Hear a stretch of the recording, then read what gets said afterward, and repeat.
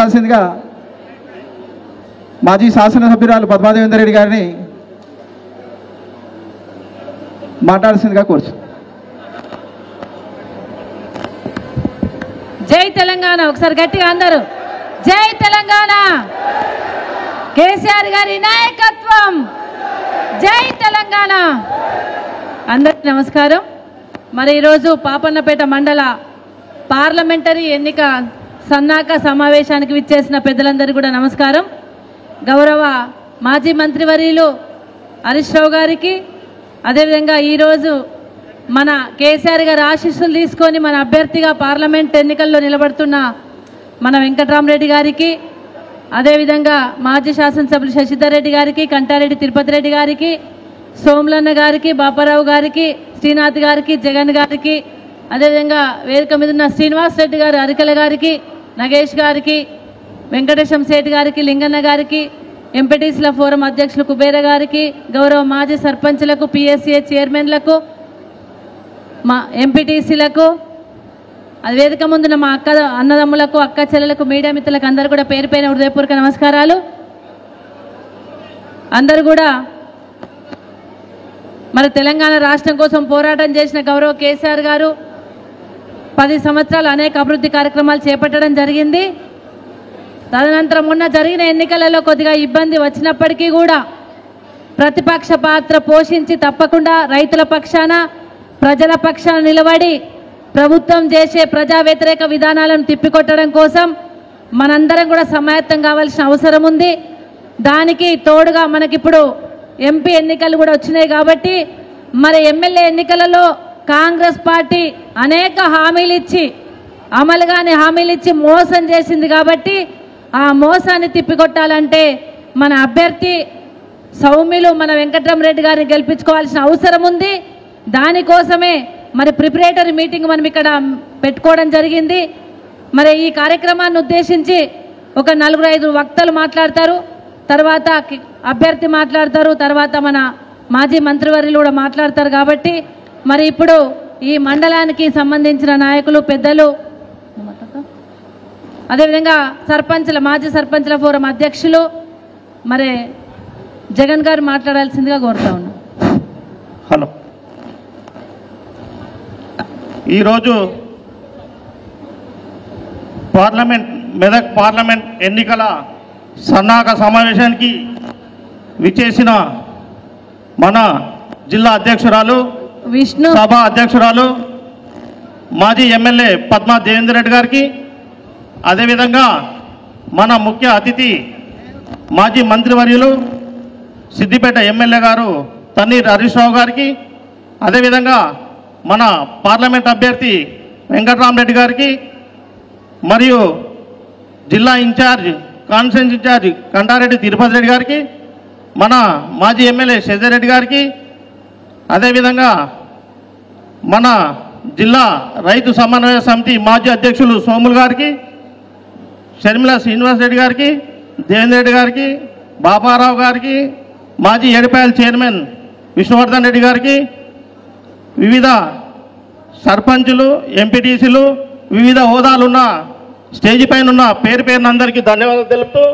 ముఖ్యంగా మన కార్యకర్తలు, నా తోటి సర్పంచులు మరియు ఎంపీటీసీలు, ముఖ్యంగా ప్రెస్ మిత్రులకు అందరికీ పేరు పేరున ధన్యవాదాలు తెలుపుతూ, ఈ యొక్క పార్లమెంట్ సన్నాహక సమావేశం మన పాపన్నపేట మండలం కొత్తపల్లి గ్రామంలో ఏర్పాటు చేయడం జరిగింది.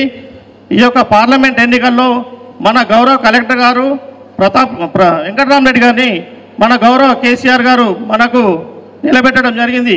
కావున మన కార్యకర్తలందరం కలిసిమెలిసి ఉండి మొన్న మన ఎమ్మెల్యే పద్మాదేవేందర్ రెడ్డి గారికి జరిగిన విధంగా జరగకుండా మనం అప్రమత్తంగా ఉండి మన వెంకట్రామరెడ్డి గారిని మన మండలం నుంచి భారీ మెజార్టీ ఇవ్వాల్సిందిగా మన కార్యకర్తలందరినీ కోరుకుంటా ఉన్నాను. అదేవిధంగా 2 విషయాలు చెప్తా మేడం.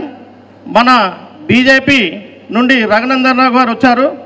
మనకు తెలుసు బీజేపీ నుండి రఘునందన్ రావు గారు ఇంతకుముందు దుబ్బాక ఎమ్మెల్యేగా రామలింగారెడ్డి గారు మన ఎమ్మెల్యే చనిపోతే బై ఎలక్షన్లో రఘునందన్ రావు గారు దుబ్బాక ఎలక్షన్ నుంచి నిలబడితే అక్కడ దుబ్బాక ఎలక్షన్లో అక్కడున్న ప్రజలు నమ్మి సెంట్రల్ గవర్నమెంట్లో బీజేపీ ప్రభుత్వం ఉంది, మన దుబ్బాకకు ఏదో తీసుకొచ్చి ఏదో ఎరగబెడతారనే విధంగా అందరూ వాళ్ళు అక్కడ వచ్చి ఎలక్షన్లో ఆయనను గెలిపించడం జరిగింది. గెలిపించిన తర్వాత దుబ్బాక ప్రజలకు కానీ దుబ్బాక నియోజకవర్గానికి రఘునందన్ గారు చేసింది ఏమీ లేదు. లేక మొన్న మళ్ళా దుబ్బాక ఎలక్షన్లో ఆయన నిలబడితే చిత్తుగా 54-55 వేల ఓట్ల మెజార్టీతో ఓడిపోయడం జరిగింది. ఏది దుబ్బాక ఎలక్షన్లో.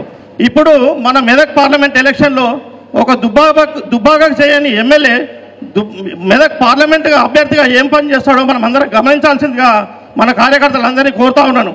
ఇక కాంగ్రెస్ గురించి చెప్పాలంటే కాంగ్రెస్ వాళ్ళు ఎన్నో హామీలు ఇచ్చారు. 4,000 పెన్షన్ ఇస్తామని, మహిళలకు 2,500 రూపాయలు ఇస్తామని, మరియు రైతులకు 15,000 రూపాయలు రైతు బంధు ఇస్తామని, రైతు బీమా ఇస్తామని. ఇప్పటికి రైతు బంధు కానీ రైతు బీమా కానీ మన కేసీఆర్ గారు ఇచ్చినవే ఇస్తున్నారు తప్ప కొత్తగా ఇచ్చినవి ఏం లేవు. కాంగ్రెస్ వాళ్ళు 4,000 రూపాయలు ఇస్తున్న పింఛన్ ఇవ్వలేదు, 2,000 రూపాయల పింఛనే ఇస్తున్నారు. అదే 10,000 రూపాయలు మన కేసీఆర్ గారు ఇచ్చిన రైతు బంధు మన అందరి రైతులకు ఇచ్చారు ఇంతకుముందు. కానీ ఇప్పుడు ఒక 5 ఎకరాల లోపు 4 ఎకరాల లోపు ఉన్న వాళ్ళకి ఇవ్వడం జరిగింది. కావున కాంగ్రెస్ వాళ్ళు చెప్పి మోసాలకు ఏ విధంగా మోసం చేయాలనే విధంగా రేవంత్ రెడ్డి చెప్పిన మాటలు మనం అన్నీ చూస్తా ఉన్నాం. తర్వాత మన వాళ్ళు పెద్దలు అన్ని విషయాలు మీకు వివరిస్తారు. కాబట్టి మనము కాంగ్రెస్ చేసిన మోసాలను నమ్మకుండా ఈ బీఆర్ఎస్ పార్టీకి మనం ఓటేసి మన కేసీఆర్కి మన మెదక్ పార్లమెంట్ అభ్యర్థిగా వెంకటరామరెడ్డి గారిని గెలిపించి మనం మెదక్ నుంచి భారీ మెజార్టీ ఇవ్వాల్సిందిగా కోరుకుంటూ నాకు ఇచ్చిన ఈ సమయానికి ధన్యవాదాలు చెప్పుకుంటూ సెలవు తీసుకుంటాను. Thank you. జై తెలంగాణ, జై కేసీఆర్. Thank you madam. ఇప్పుడు గౌరవ పెద్దలు అరకల శ్రీనివాస్ రెడ్డి గారు మాట్లాడాల్సిందిగా కోరుతాను.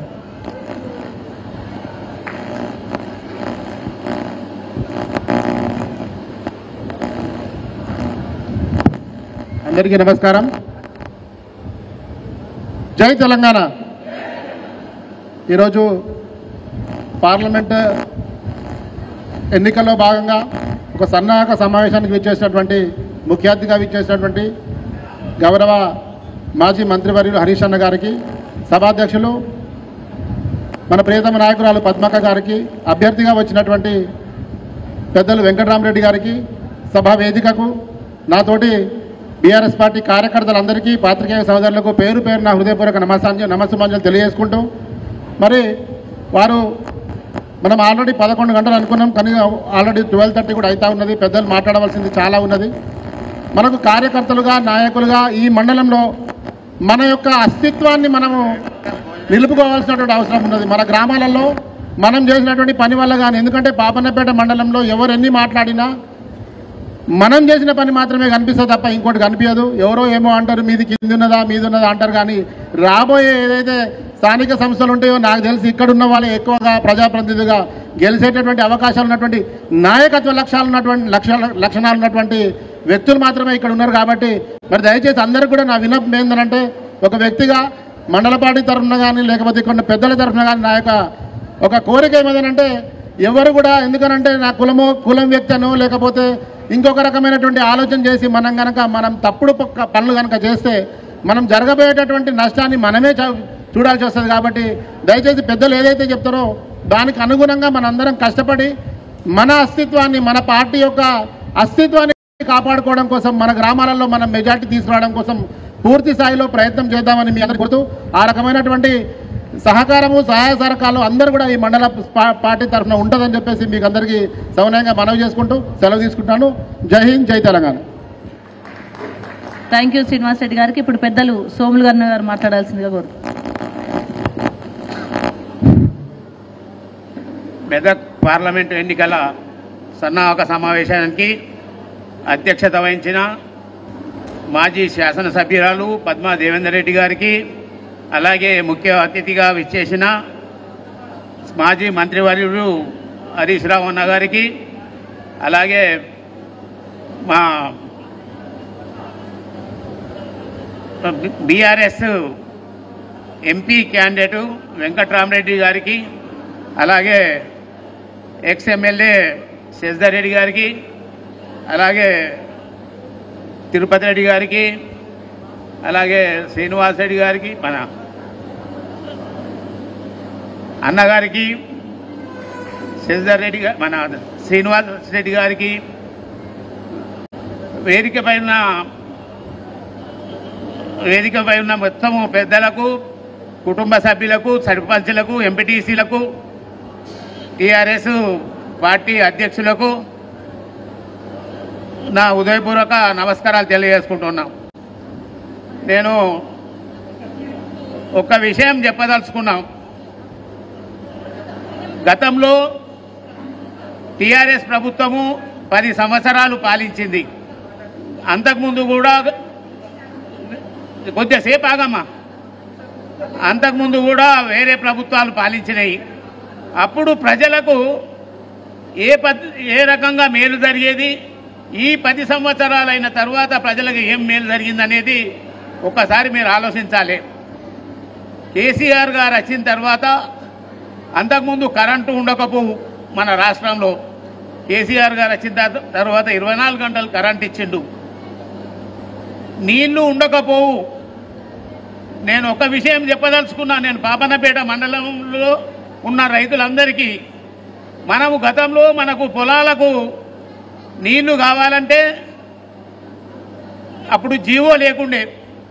ఏది 2 టీఎంసీల జీవోనే ఉండే మనకు. అటువంటిది తెలంగాణ అప్పుడు నీళ్లు పంటలు ఎండిపోతున్నాయంటే గవర్నమెంట్ ఇవ్వకనే పోతుండే మనకు. ఆ 2 టీఎంసీల జీవో కూడా నీళ్లు అది హైదరాబాద్కు సరిపోవనే ఉద్దేశంతో మనకు పొలాలకు ఇవ్వకపోతుండ్రి. కేసీఆర్ గారు వచ్చిన తర్వాత, తెలంగాణ వచ్చిన తర్వాత ఆ జీవోను రద్దు చేసి మొత్తము సింగూరు డ్యాంను ఓన్లీ సాగునీరు కొరకు ఇచ్చిన ఘనత తెలంగాణ ప్రభుత్వందే దక్కింది. ఇప్పుడు మనకు నీళ్లు కావాలంటే ఈడ గణపురం ఆనకట్టలు అయిపోగానే వెంటనే చెప్పగానే సింగూరుకెళ్ళి వాటర్ ఇడుస్తుండ్రు. కనుక ఎంత రైతుల మీద ప్రేమ ఉండి ఇటువంటి నిర్ణయాలు తీసుకుని అనేది మీకు అర్థం కావాలి. ఇంకొక విషయము, గతంలో లైనింగ్ లేదు. తెలంగాణ రాష్ట్ర ప్రభుత్వం వచ్చిన తర్వాతనే లైనింగ్ అయింది. మరి అంతకుముందు 40-50 సంవత్సరాల నుంచి డ్యామ్ ఉన్నది, కానీ లైనింగ్ లేకుండే. కనుక శాశ్వతమైన పనులు చేపట్టడం జరిగింది. పెన్షన్ విషయానికి వస్తే 200 రూపాయలు ఉన్న పెన్షన్ను 2000 రూపాయలకు ఇచ్చిండు. మొన్న రేవంత్ రెడ్డి గారు ఏమన్నాడు, ఆ 200 ఉన్న పెన్షన్ను నేను 4000 చేస్తాడు. ఇప్పటికి 100 రోజులు గడిచిపోయింది, 4000 లేదు. ఆ 2000 కూడా ఒక నెల ఎగ్గొట్టేసిండు.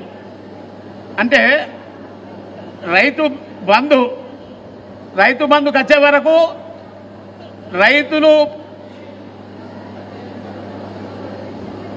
రైతులు పొలాల తుకాలు పోసింది అనగానే కేసీఆర్ గారు వెంటనే రైతు బంధు డబ్బులు వేసేవారు. ఇప్పటి పరిస్థితుల్లో 100 రోజులు దాటినా ఇప్పటికీ రైతులకు రైతు బంధు లేదు. రైతు బీమా అది ఆ స్కీము ఉంచుతారా తీసేస్తారా అనేది కూడా అది సఖ్యత లేదు వాళ్ళ దాంట్లో. ఇంకో విషయము,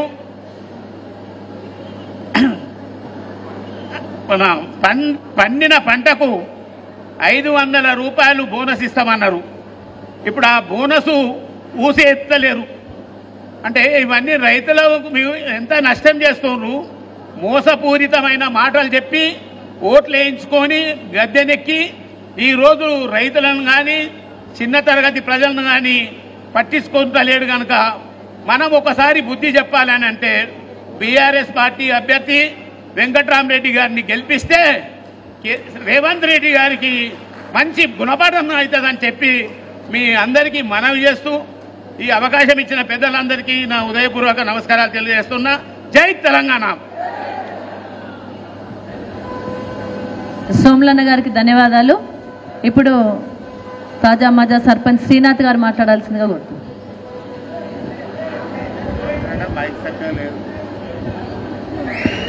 జై తెలంగాణ. జై తెలంగాణ. సభాధ్యక్షురాలు అక్క పద్మాదేవేందర్ రెడ్డి గారు, అదేవిధంగా సభ ముందున్నటువంటి నాతోటి బీఆర్ఎస్ కుటుంబ సభ్యులందరికీ, అదేవిధంగా ఈరోజు ఈ కార్యక్రమానికి ఇచ్చేసినటువంటి మాజీ మంత్రివర్యులు హరీష్ అన్న గారికి, ఎమ్మెల్సీ మరియు ప్రస్తుత పార్లమెంట్ క్యాండిడేట్ వెంకటరామరెడ్డి గారికి, తిరుపతి అన్న గారికి, మాజీ శాసనసభ్యులు శశిధర్ రెడ్డి గారికి, ఇక్కడ ఉన్నటువంటి స్టేజీని అలంకరించిన ప్రతి ఒక్కరికి పెద్దలకందరికీ నా యొక్క నమస్కారాలు తెలియజేసుకుంటున్నాను. అన్న 4 విషయాలన్నా, సమయం లేదు. ఒకటి, కాంగ్రెస్ ప్రభుత్వం వచ్చింది, కాలు పెట్టి నుంచి దరిద్రం స్టార్ట్ అయింది తెలంగాణలో. కాంగ్రెస్ వచ్చింది, అతివృష్టి అనావృష్టి చూసినట్టయితే మొన్న మధ్యలో నేను కామారెడ్డి డిస్టిక్లోకి పోతే ఆడ వడగన్న వానకు కంప్లీట్గా మొక్కజొన్న కానీ వరి కానీ కంప్లీట్గా 100% ఖరాబ్ కావడం జరిగింది. అంటే మన కేసీఆర్ గారు ఉన్నప్పుడు తను చేసేటువంటి యజ్ఞాలు యాగాలు, రాజశ్యామల యాగం, మంచి యాగాలు చేస్తుండే, ప్రజలు సుభిక్షంగా ఉండాలి, తమ ప్రభుత్వంలో ప్రజలు బాగుంటేనే ప్రభుత్వం బాగుంటుందన్న ఉద్దేశంతో ఆయన యాగఫలం కావచ్చు. తెలంగాణ 10 సంవత్సరాలు ఎక్కడ ఒక్క వరి కానీ మొక్కజొన్న కానీ ఎండిపోయిన పరిస్థితి మన తెలంగాణలో లేదు. కానీ ఈరోజు వీళ్ళు అధికారంలోకి కాలు పెట్టగానే కంప్లీట్గా ఎన్ని బోర్లు వేసినా బోర్లలో నీళ్లు పడలేని పరిస్థితి వచ్చింది. ఇక రేవంత్ రెడ్డి గారు డిసెంబర్ 9కి ఎవరైతే ఇంకా కొత్త వాళ్ళు బ్యాంకులలో లోన్ తీసుకోలేరో వాళ్ళందరూ 2 లక్షల లోన్ తీసుకోరన్నారు. ఆ 2 లక్షల లోన్ ఏమైందో కానీ డిసెంబర్ 9కి పోయి ఏప్రిల్ 9 ఇంకో 4 రోజులు అయితే 4 నెలలు అవుతుంది. కానీ ఆ హామీ ఇప్పటి వరకు నెరవేర్చిన దాఖలేవు. ఆయన సీఎం రేవంత్ రెడ్డిగా ఉన్నంత కాలం కూడా 2 లక్షల రుణమాఫీ ఎట్ ఎ టైం ఖచ్చితంగా ఆయన మాఫీ చేయలేడు.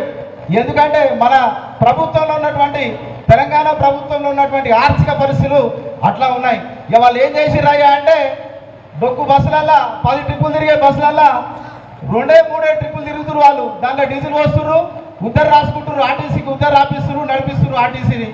అదేవిధంగా గృహజ్యోతిలో 200 యూనిట్ల కరెంటు ఉంది.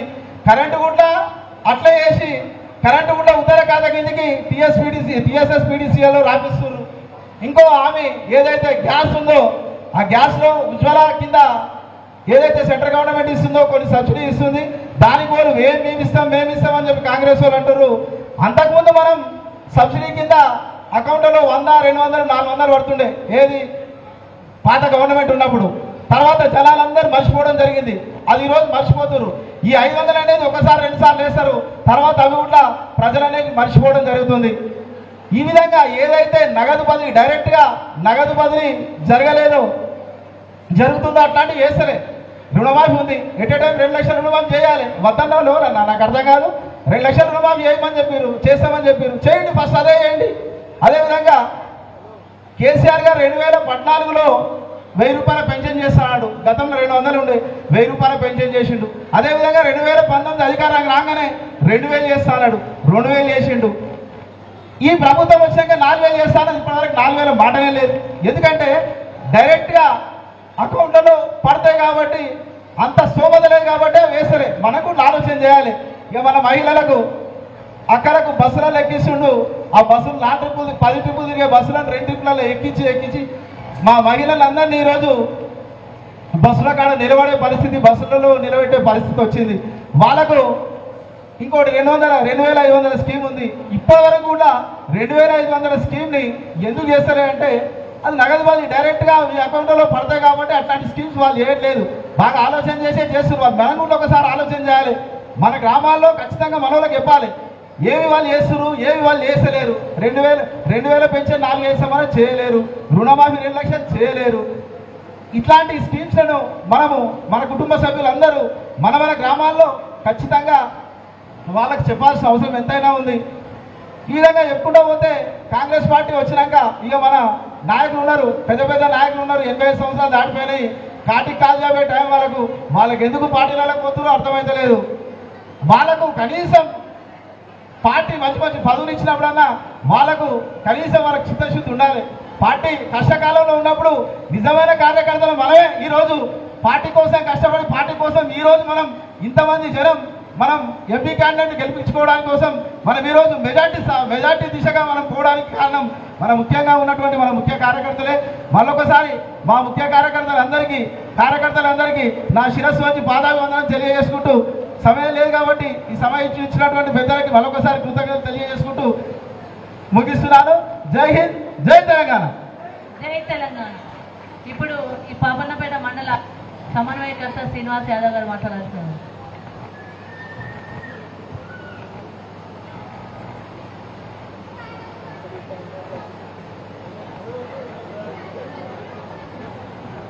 మాజీ మంత్రివర్యులు హరీష్ రావు గారికి, జిల్లా అధ్యక్షులు మాజీ ఎమ్మెల్యే పద్మక్క గారికి, వేదిక మీద ఉన్న పెద్దలందరికీ మరియు ఈరోజు సమావేశానికి వచ్చేసిన ముఖ్య కార్యకర్తలందరికీ కూడా ఉద్యమ వందనాలు తెలియజేస్తున్నా.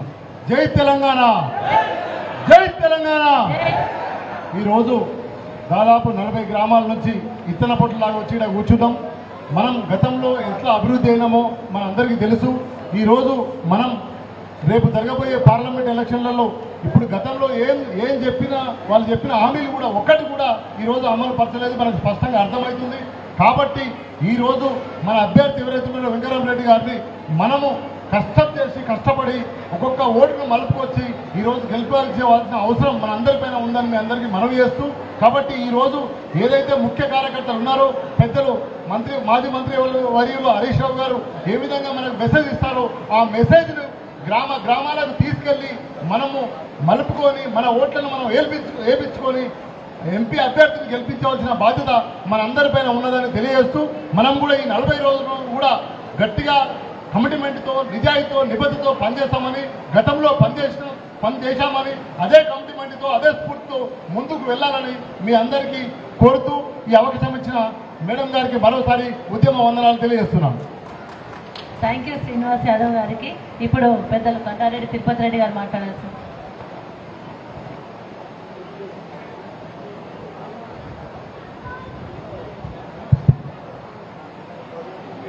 మెదక్ పార్లమెంటు నియోజక సన్నాహక సమావేశానికి ఇచ్చేసినటువంటి మన ముఖ్య అతిథి మాజీ మంత్రివర్యులు హరీష్ రావు గారికి, జిల్లా పార్టీ అధ్యక్షులు మాజీ ఎమ్మెల్యే పద్మదేవేందర్ రెడ్డి గారికి, మెదక్ పార్లమెంట్ అభ్యర్థి గౌరవనీయులు వెంకటరామరెడ్డి గారికి, మాజీ ఎమ్మెల్యే శ్రీధర్ రెడ్డి గారికి, సోమలన్న గారికి, ఇఫ్కో డైరెక్టర్ దేవేందర్ రెడ్డి అన్న గారికి, నగేష్ ముదిరాజ్ గారికి, జడ్పీటీ సీనన్న గారికి, వేదిక మీద ఉన్న ఎంపీపీలకు, సర్పంచ్లకు, ఎంపీటీసీలకు, ముఖ్యమైన కార్యకర్తలకు, మా మహిళా సోదరీమణులకు, పాత్రికేయులకు, ఎలక్ట్రానిక్ మీడియా ప్రతినిధులకు అందరికీ పేరు నా శిరస వచ్చి నమస్కారాలు తెలియజేసుకుంటా ఉన్నాం.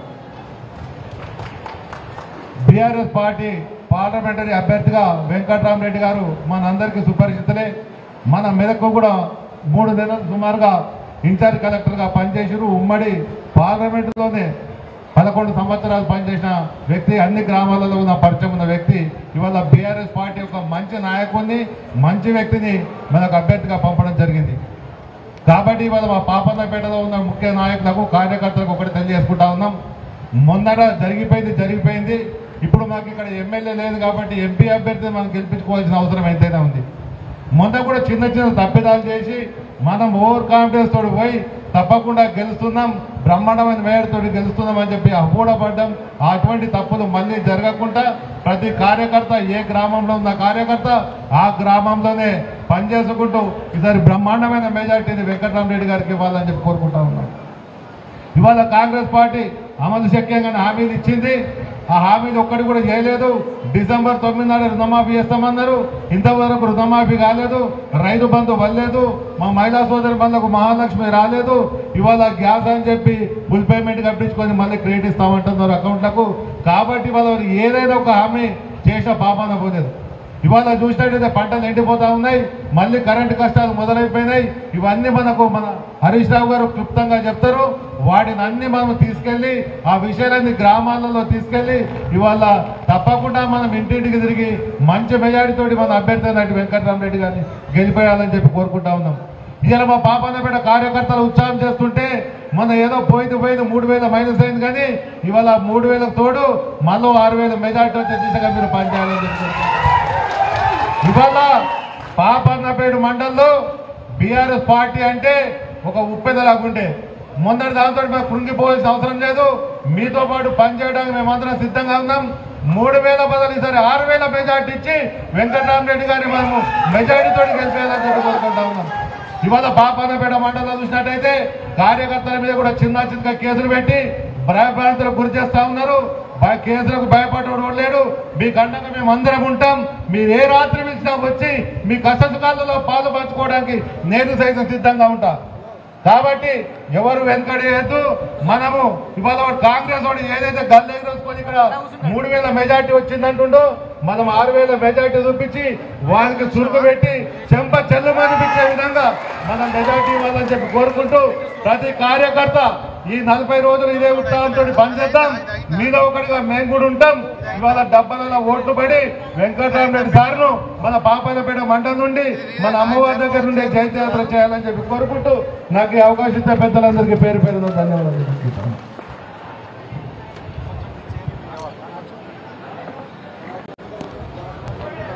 తిరుపతి రెడ్డి గారికి మరి ఇప్పుడు నగేష్ ముదిరాజు గారు మాట్లాడాల్సిందిగా సీనియర్ నాయకులు ఈ జిల్లా సమన్వయకర్త నగేష్ ముదిరాజు గారిగా మాట్లాడాల్సిందిగా. సభాధ్యక్షులు శ్రీమతి పద్మా దేవేందర్ రెడ్డి గారు, కార్యక్రమానికి ముఖ్య అతిథి మాజీ మంత్రివర్యులు సిద్దిపేట ఎమ్మెల్యే అయినటువంటి శ్రీ హరీష్ రావు అన్న గారు, మెదక్ పార్లమెంట్ అభ్యర్థి వెంకటరామరెడ్డి గారికి మరియు వేదిక పైన ఉన్న శశిధర్ రెడ్డి గారికి, తిరుపతి రెడ్డి గారికి, దేవేందర్ గారికి, ప్రతి ఒక్కరికి ఇక్కడ విచ్చేసిన తల్లిదండ్రులు అన్నదమ్ములు అందరికీ హృదయపూర్వకంగా అభినందనలు, ధన్యవాదాలు. అమ్మలారా తండ్రులారా ఒక్కటి మీరు గమనించండి. కాంగ్రెస్ ప్రభుత్వం వచ్చింది కదా, ఏం తీసుకొని వచ్చింది? కరువు కరువు కరువు కరువు తీసుకొని వచ్చింది. బోర్లు ఎండిపోయినాయి, పొలాలు ఎండిపోయినాయి, పశువులకు నీళ్లు లేవు, చెర్ల నీళ్లు లేవు, ఆఖరికి తాగనీకి కూడా నీళ్లు లేవు. కానీ మీ శాపము ఉట్టిగా తగలదు. అదే కరువులో రానున్న కొన్ని రోజుల్లో ప్రభుత్వం కొట్టుకుపోవడం ఖాయమని సందర్భంగా తెలియజేసుకుంటున్నాం. ముఖ్యంగా ఏవైతే 6 గ్యారంటీలు అని తెరుచుకొని ఇచ్చిందో ఒక్కటంటే ఒక్కటి కనుచూపు మేరలో కూడా కనిపిస్తలేదు. ఆ సినిమా వాళ్ళు క్లాప్ కొడతారు తెలుసు కదా, క్లాప్ కొట్టగా అయిపోయింది. ఒక్కటంటే ఒక్క కరువు కూడా లేదు. అట్లాంటి గ్యారంటీలు ఇవ్వాలనుకుంటే కేసీఆర్ గారు 6 కాదు 600 గ్యారంటీలు అట్లిస్తుండే. కానీ అన్ని దొంగ గ్యారంటీలే, ఒక్కటి కూడా నయానా భయానా ఏమీ లేదు. అన్ని ప్రజలని దోచుకోవడానికే ఈ కాంగ్రెస్ ప్రభుత్వం ఉంది. మనకు కేసీఆర్ గారికి, హరీష్ రావు గారికి మనం హృదయపూర్వకంగా ధన్యవాదాలు తెలుసుకోవాలి. ఎందుకంటే ఒక ఉన్నత విద్యావంతుడు, ఉన్నత విలువలు కలిగిన వ్యక్తిని మనకి ఇక్కడ పార్లమెంట్ అభ్యర్థిగా వెంకటరామరెడ్డి గారిని నిలబెట్టినందుకు వాళ్ళకు హృదయపూర్వకంగా ధన్యవాదాలు. ఉన్నత చదువులు చదివి ఇక్కడే మీ మధ్యలో ఉండి మీలాంటి వారికి ఎందరికో స్థలాలనిచ్చి, పట్టాలనిచ్చి, డబుల్ బెడ్రూమ్లను ఇచ్చిన ఉన్నతమైన విద్యావంతుడు వెంకటరామరెడ్డి గారు. ఉన్నత వ్యక్తిత్వం, ఉన్నత విలువలను ఎందుకు అంటున్నా అంటే, నేను ఇప్పుడే కారులో వస్తుంటే మా కార్ డ్రైవర్ ఒక చెప్పారు, సార్ వాళ్ళ కార్ డ్రైవర్కి ఏదో యాక్సిడెంట్ అయితే వెంకటరామరెడ్డి అన్న గారు అతను కోలుకోవాలని తిరుపతి పోయి గుడ్డు చేసుకున్నాడు సార్. అలాంటి వ్యక్తిత్వం ఉన్న వ్యక్తి ఇక్కడికి వచ్చింది సార్ అని. ఇంకొక తరఫున అటు కాంగ్రెస్ అభ్యర్థి ఉన్న నేను అతని గురించి మాటలు చెప్పా. నిన్ననే ఒక తల్లి అతన్ని ముందు పెట్టుకొని నీ చెప్పలు వాయించాలని, దౌడబల కొట్టాలని అండగా లేదా? అంటే మహిళలంటే అతనికి విలువ లేదు. మహిళల విషయంలో ఎంత ఘోరంగా మాట్లాడితే ఆ తల్లి అలా కన్నీళ్లు పెట్టుకొని అలా క్షమించిందో మీరు ఆలోచించండి. కాబట్టి ఇంకొక అభ్యర్థి ఉన్నారు, అతను ముట్టుకుంటే మన అందరినీ కోర్టుకు తీసుకుపోయి నిలబెడతారు, ముట్టుకుంటే కేసులు పెడతారు. అతను ఫ్రస్ట్రేషన్ లో ఉన్నారు. అతని గురించి మాట్లాడకపోవడమే చాలా మంచిది. కాబట్టి మీరు ఒక్క విషయం ఆలోచించండి. మన మధ్యలోనే ఉన్నాడు, మన మధ్యలో మంచి ఉన్నత చదువులు చదివిండు. ఇలాంటి వెంకటరామరెడ్డి అన్న గారిని మనం గెలిపించుకోవాలి. ఎందుకు చెప్తున్నా ఈ మాట అంటే, తెలంగాణ ఉన్న అన్ని జిల్లాలలో మొట్టమొదటిగా అన్ని రంగాలలో ముందున్న జిల్లా మన మెదక్ జిల్లా. మెదక్ జిల్లాని, ఉమ్మడి మెదక్ జిల్లాని ఈ విధంగా తీర్చిదిద్దడంలో హరీష్ అన్న ఏ విధంగానైతే వెంకటరామరెడ్డి లాంటి ఆఫీసర్ని ఎంచుకున్నారో మీరు ఒక్కసారి ఆలోచించండి. ఇలాంటి ఆఫీసరు ప్రజలలో ఉండి ప్రజా సేవ చేయడానికి వస్తున్నారంటే ఇక రాబోయే రోజుల్లో ఈ మెదక్ జిల్లా ఏ విధంగా అభివృద్ధి చెందుతుందో, మెదక్ పార్లమెంట్ ఏ విధంగా ముందుకెళ్తుందో మీరు ఒక్కసారి ఆలోచించండి. కాబట్టి మీరందరూ దయచేసి మీ అందరికీ చేతులు జోడించి చెప్తున్నా, అత్యధిక మెజార్టీతో దాదాపు 2 లక్షల మిత్రులారా 2 లక్షలతో గెలిపించుకోవాలి. ఇంకొక ముఖ్య విషయం, బీఆర్ఎస్ పార్టీ గెలవబోయే 10 ఎంపీ స్థానాలలో మొట్టమొదటగా గెలుపు ఇక్కడ నుంచే స్టార్ట్ అవుతుంది, మెదక్ నుంచి. కాబట్టి ఈ మెదక్లో ఉన్నటువంటి అభ్యర్థిని అత్యధిక మెజార్టీతో గెలిపించగలరని కోరుకుంటూ ఈ అవకాశం ఇచ్చిన పెద్దలందరికీ హృదయపూర్వకంగా అభినందనలు, ధన్యవాదాలు. జై నగేష్ గారికి ధన్యవాదాలు. మరి మంచి సందేశం ఇచ్చినందుకు వారు ధన్యవాదాలు తెలియజేసి ఇప్పుడు మాజీ శాసనసభ్యులు శ్రీ శశిధర్ రెడ్డి గారు మాట్లాడాల్సిందిగా కోరుతాం.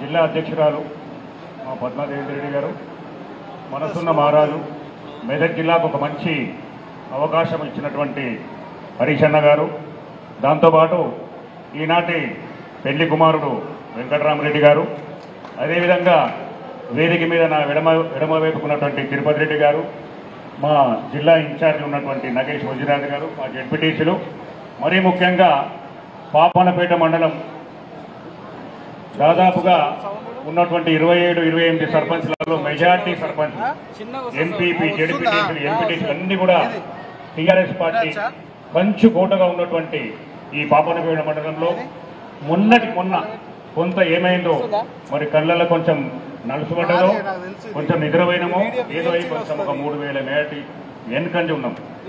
కానీ ఖచ్చితంగా రేపు మే 13వ తారీఖు నాడు మన పవిత్రమైనటువంటి మన యొక్క ఓటుతోని ఖచ్చితంగా వెంకటరామరెడ్డి గారిని గెలిపించాలి. మరి మన హరీష్ అన్న గారు ఇప్పుడు మన రైతుల గురించి, రైతు సమస్యల గురించి, ఇచ్చిన హామీల గురించి వారు చెప్తారు. నేను చెప్పేది ఒకటి ఏంటంటే 2 అంశాలు చెప్తా. ఒకటి, పోటీ చేస్తున్నటువంటి 3 అభ్యర్థులలో ఏ అభ్యర్థికి ఓటేయాలి, వెంకటరామరెడ్డి గారికి ఎందుకు వేయాలి, మిగతా వారికి ఎందుకు వేయద్దంటే వెంకటరామరెడ్డి గారు దాదాపుగా సబ్జెక్టు కరెక్షన్ దాదాపుగా 11 సంవత్సరాలు మన జిల్లాలో పనిచేసిన వ్యక్తి, ఒకే జిల్లాలో పనిచేసిన వ్యక్తి, పీడీ డామా గాను, కలెక్టర్ గాను, జేసీ గాను, అదేవిధంగా ఒకటే జిల్లాలో 7.5 సంవత్సరాలు కలెక్టర్గా పనిచేసిన అనేక అరుదైన అవకాశం. నాకు తెలిసిన మటుకు దేశవ్యాప్తంగా ఉన్నటువంటి అన్ని జిల్లాలలో కలెక్టర్లు 2 కానీ ఇంకెక్కువ మంచిగా అనిపిస్తే ముఖ్యమంత్రికి 2.5 ఏళ్ళు ఉంటారు. కానీ ఏకంగా 7.5 సంవత్సరాలు అంటే టీడీపీ పాలనలో, కాంగ్రెస్ పాలనలో, టీఆర్ఎస్ పాలనలో 3-4 ముఖ్యమంత్రుల దగ్గర పనిచేసినటువంటి వారు మంచి మనిషి, మనసున్న మనిషి. కాబట్టి ఈయన మన జిల్లాలో ఇంతమంది పనిచేసారు. మరి వీరికి వేద్దామా, మరి మిగతా వారికి వేద్దామా, ఒకసారి మనం ఆలోచన చేసుకోవాలి. మరీ ముఖ్యంగా మరి మన ప్రాంతం అంతా కూడా హరీష్ అన్న గారు ఒక 2-3 రోజుల్లోనే ఇక్కడ వరి కోతలు స్టార్ట్ అయ్యాయి. మరి ఆ వరికి సంబంధించిన విషయాల్లో కూడా తమరు శ్రద్ధ వహించారని చెప్పి తెలియజేస్తూ మంచి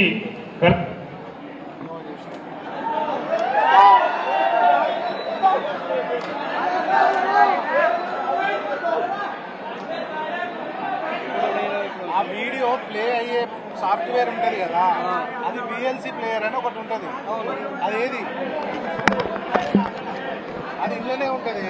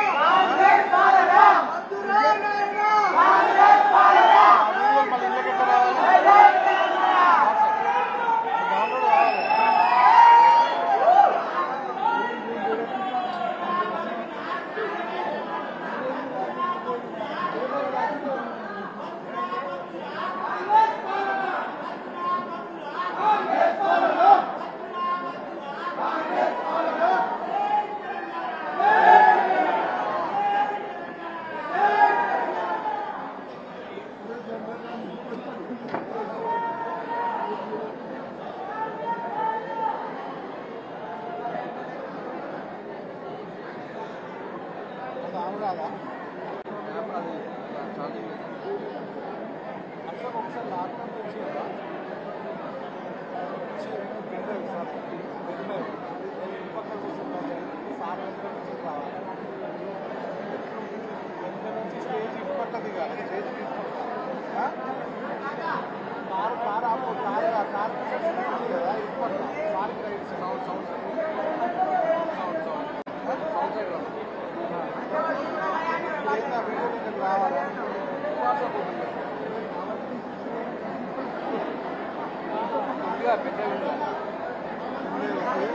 లాస్ట్ వీడియో ఒక డౌన్లోడ్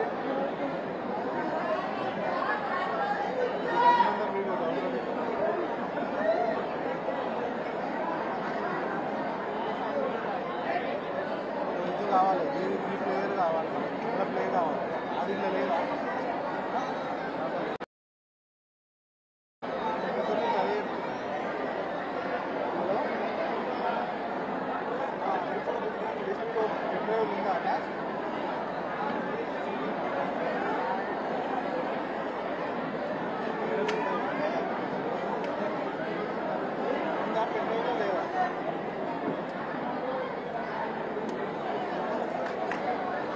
అయితే ఆ రెండు వీడియో లాస్ట్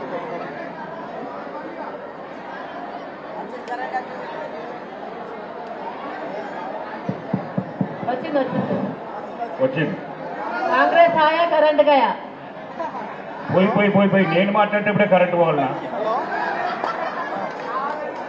ఏడదాకున్నా చెప్తే నేను వెంకటరామరెడ్డి గారి గురించి చెప్తున్నా కదా. వారికి మనం అందరం కలిసి ఓటేద్దామా? సిద్ధమా? యుద్ధానికి సిద్ధమేనా? 3,000 నుంచి 13,000 మెజార్టీ తీసుకొద్దామా? పాపానపేట మండలము 3కు 3 కాదు, 3కు 13. ఇంకో విషయం, మన పక్కకున్నటువంటి ఇంకొక మూర్ఖుడు ఒక మాట మాట్లాడుతుండ్రు, రఘునందన్ రావు. ఆయన గురించి నేను చెప్పాలి. ఎందుకు చెప్పాలంటే ఆయన ఏమంటుండో, అసలు వెంకటరామరెడ్డి మన జిల్లానే కాదు, మన ప్రాంతమే కాదు, ఎక్కడోడో ఎందుకైతే వెంకటరామరెడ్డి. మరి నీ పార్టీకి సంబంధించిన మోడీ గారు, నేను ఆయన అవమానిస్తలేను, ఎక్కడో ఉన్న మోడీ, గుజరాత్లో ఉన్న మోడీ వారణాసి పనికొస్తారా? అంతేందుకు మన ప్రాంతంలో మొన్ననే విజయశాంతి, ఆయన ఎక్కడేమైనా తెలియదు, ఆమెను గెలిపేయలేమా మనం? దాని తర్వాత నందేలే మన జిల్లా కాదు, సర్వే సత్యనారాయణ మన జిల్లా కాదు, ఈటెల రాజేందర్ కరీంనగర్ అయినా ఇప్పుడు మల్కాజిని పోటీ చేస్తలేరా? తో స్థానికత్వానికి దానికి ఏమి కూడా సంబంధం లేదు. దానికంటే ప్రధానమైనటువంటి తెల్లాపూర్, పటాన్చెరు మండలంలో ఉన్నటువంటి తెల్లాపూర్ గ్రామం, వెంకటరామరెడ్డి మన జిల్లానే, మన ప్రాంతమే, మన పార్లమెంట్ అని చెప్పేసి మరొకసారి గుర్తు చేస్తూ, ఇవన్నీ కూడా రఘునందన్ అక్కడక్కడ చెప్తుంటాడు. మనము దుకాణంలో కానీ యానో కూర్చునే దగ్గర, కాఫీ హోటల్లో కానీ ఎక్కడో కూర్చున్నట్టు కార్యకర్తలు, కాంగ్రెస్ కార్యకర్తలు మాట్లాడేటప్పుడు వారికి మీరు, జైపాల్ రెడ్డి గారు, వారికి మీరు కౌంటర్ ఇవ్వడానికి కొరకు ఈ విధంగా మాట్లాడవలసిందిగా నేను మీకు అందరూ తెలియజేస్తూ, మరి ఇప్పుడు మన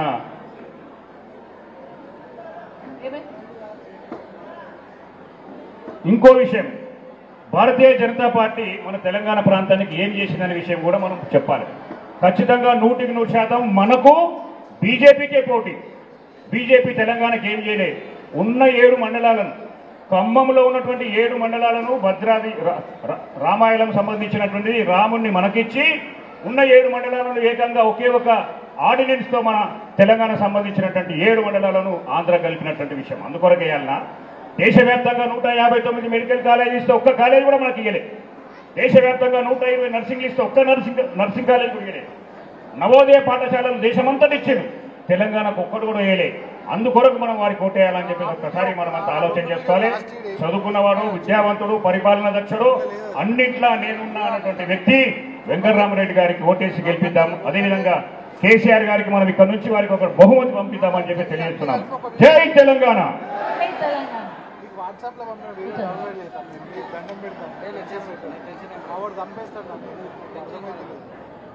జై తెలంగాణ. ఒకసారి అందరూ చేతులెత్తి, చేతులు బిగించి, పిడికిలు బిగించి పైకెత్తి జై తెలంగాణ. జోహార్ తెలంగాణ మన వీరులకు, కేసీఆర్ గారి నాయకత్వం. జై తెలంగాణ. అందరికీ నమస్కారం. వేదిక మీదున్న పెద్దలకు, వేదిక ముందున్న మా అన్నదమ్ములకు, అక్క చెల్లెలకు, మీడియా మిత్రులకు అందరూ కూడా పేరు పైన హృదయపూర్వక నమస్కారాలు. మరి మీకు అందరికీ కూడా తెలుసు, తెలంగాణ రాష్ట్రం కోసం 14 సంవత్సరాలు ఉద్యమం చేసి తెలంగాణ రాష్ట్రాన్ని సాధించి సాధించిన తెలంగాణ తెరలు కావద్దని చెప్పి గౌరవ కేసీఆర్ గారు అనేక అభివృద్ధి కార్యక్రమాలు చేపట్టడం జరిగింది.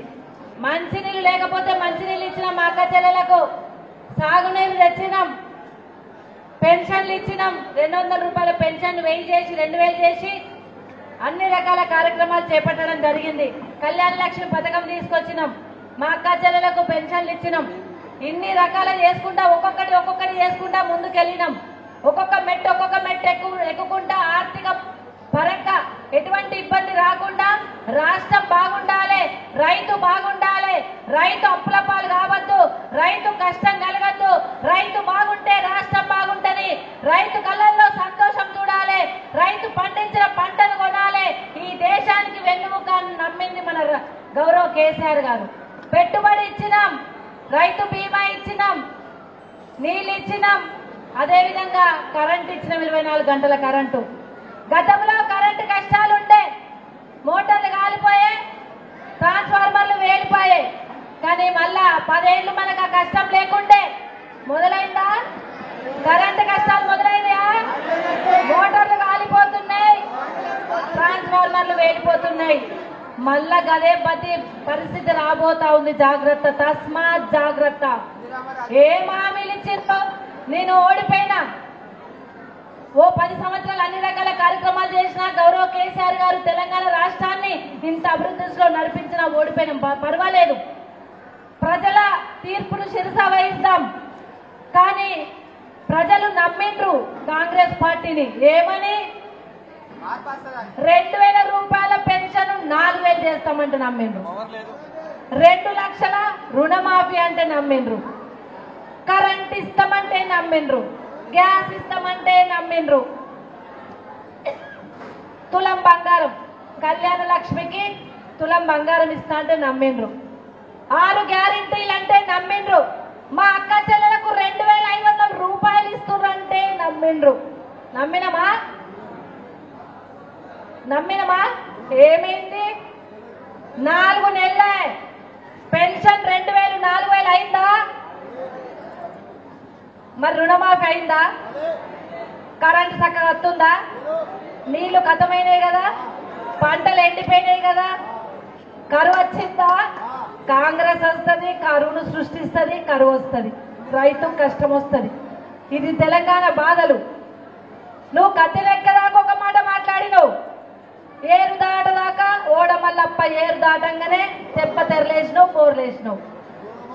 రేవంత్ రెడ్డి మాట్లాడే మీటింగులే కరెంటు పోతుంది. నీకు తెలుస్తలేదా కరువు సంగతి, కష్టాల సంగతి? పంట ఎండిపోయింది, ఎకరానికి 25,000 రూపాయలు ఇవ్వమని డిమాండ్ చేసినావు, ఇచ్చినవా? ఇస్తాను మాట ఇచ్చినవా?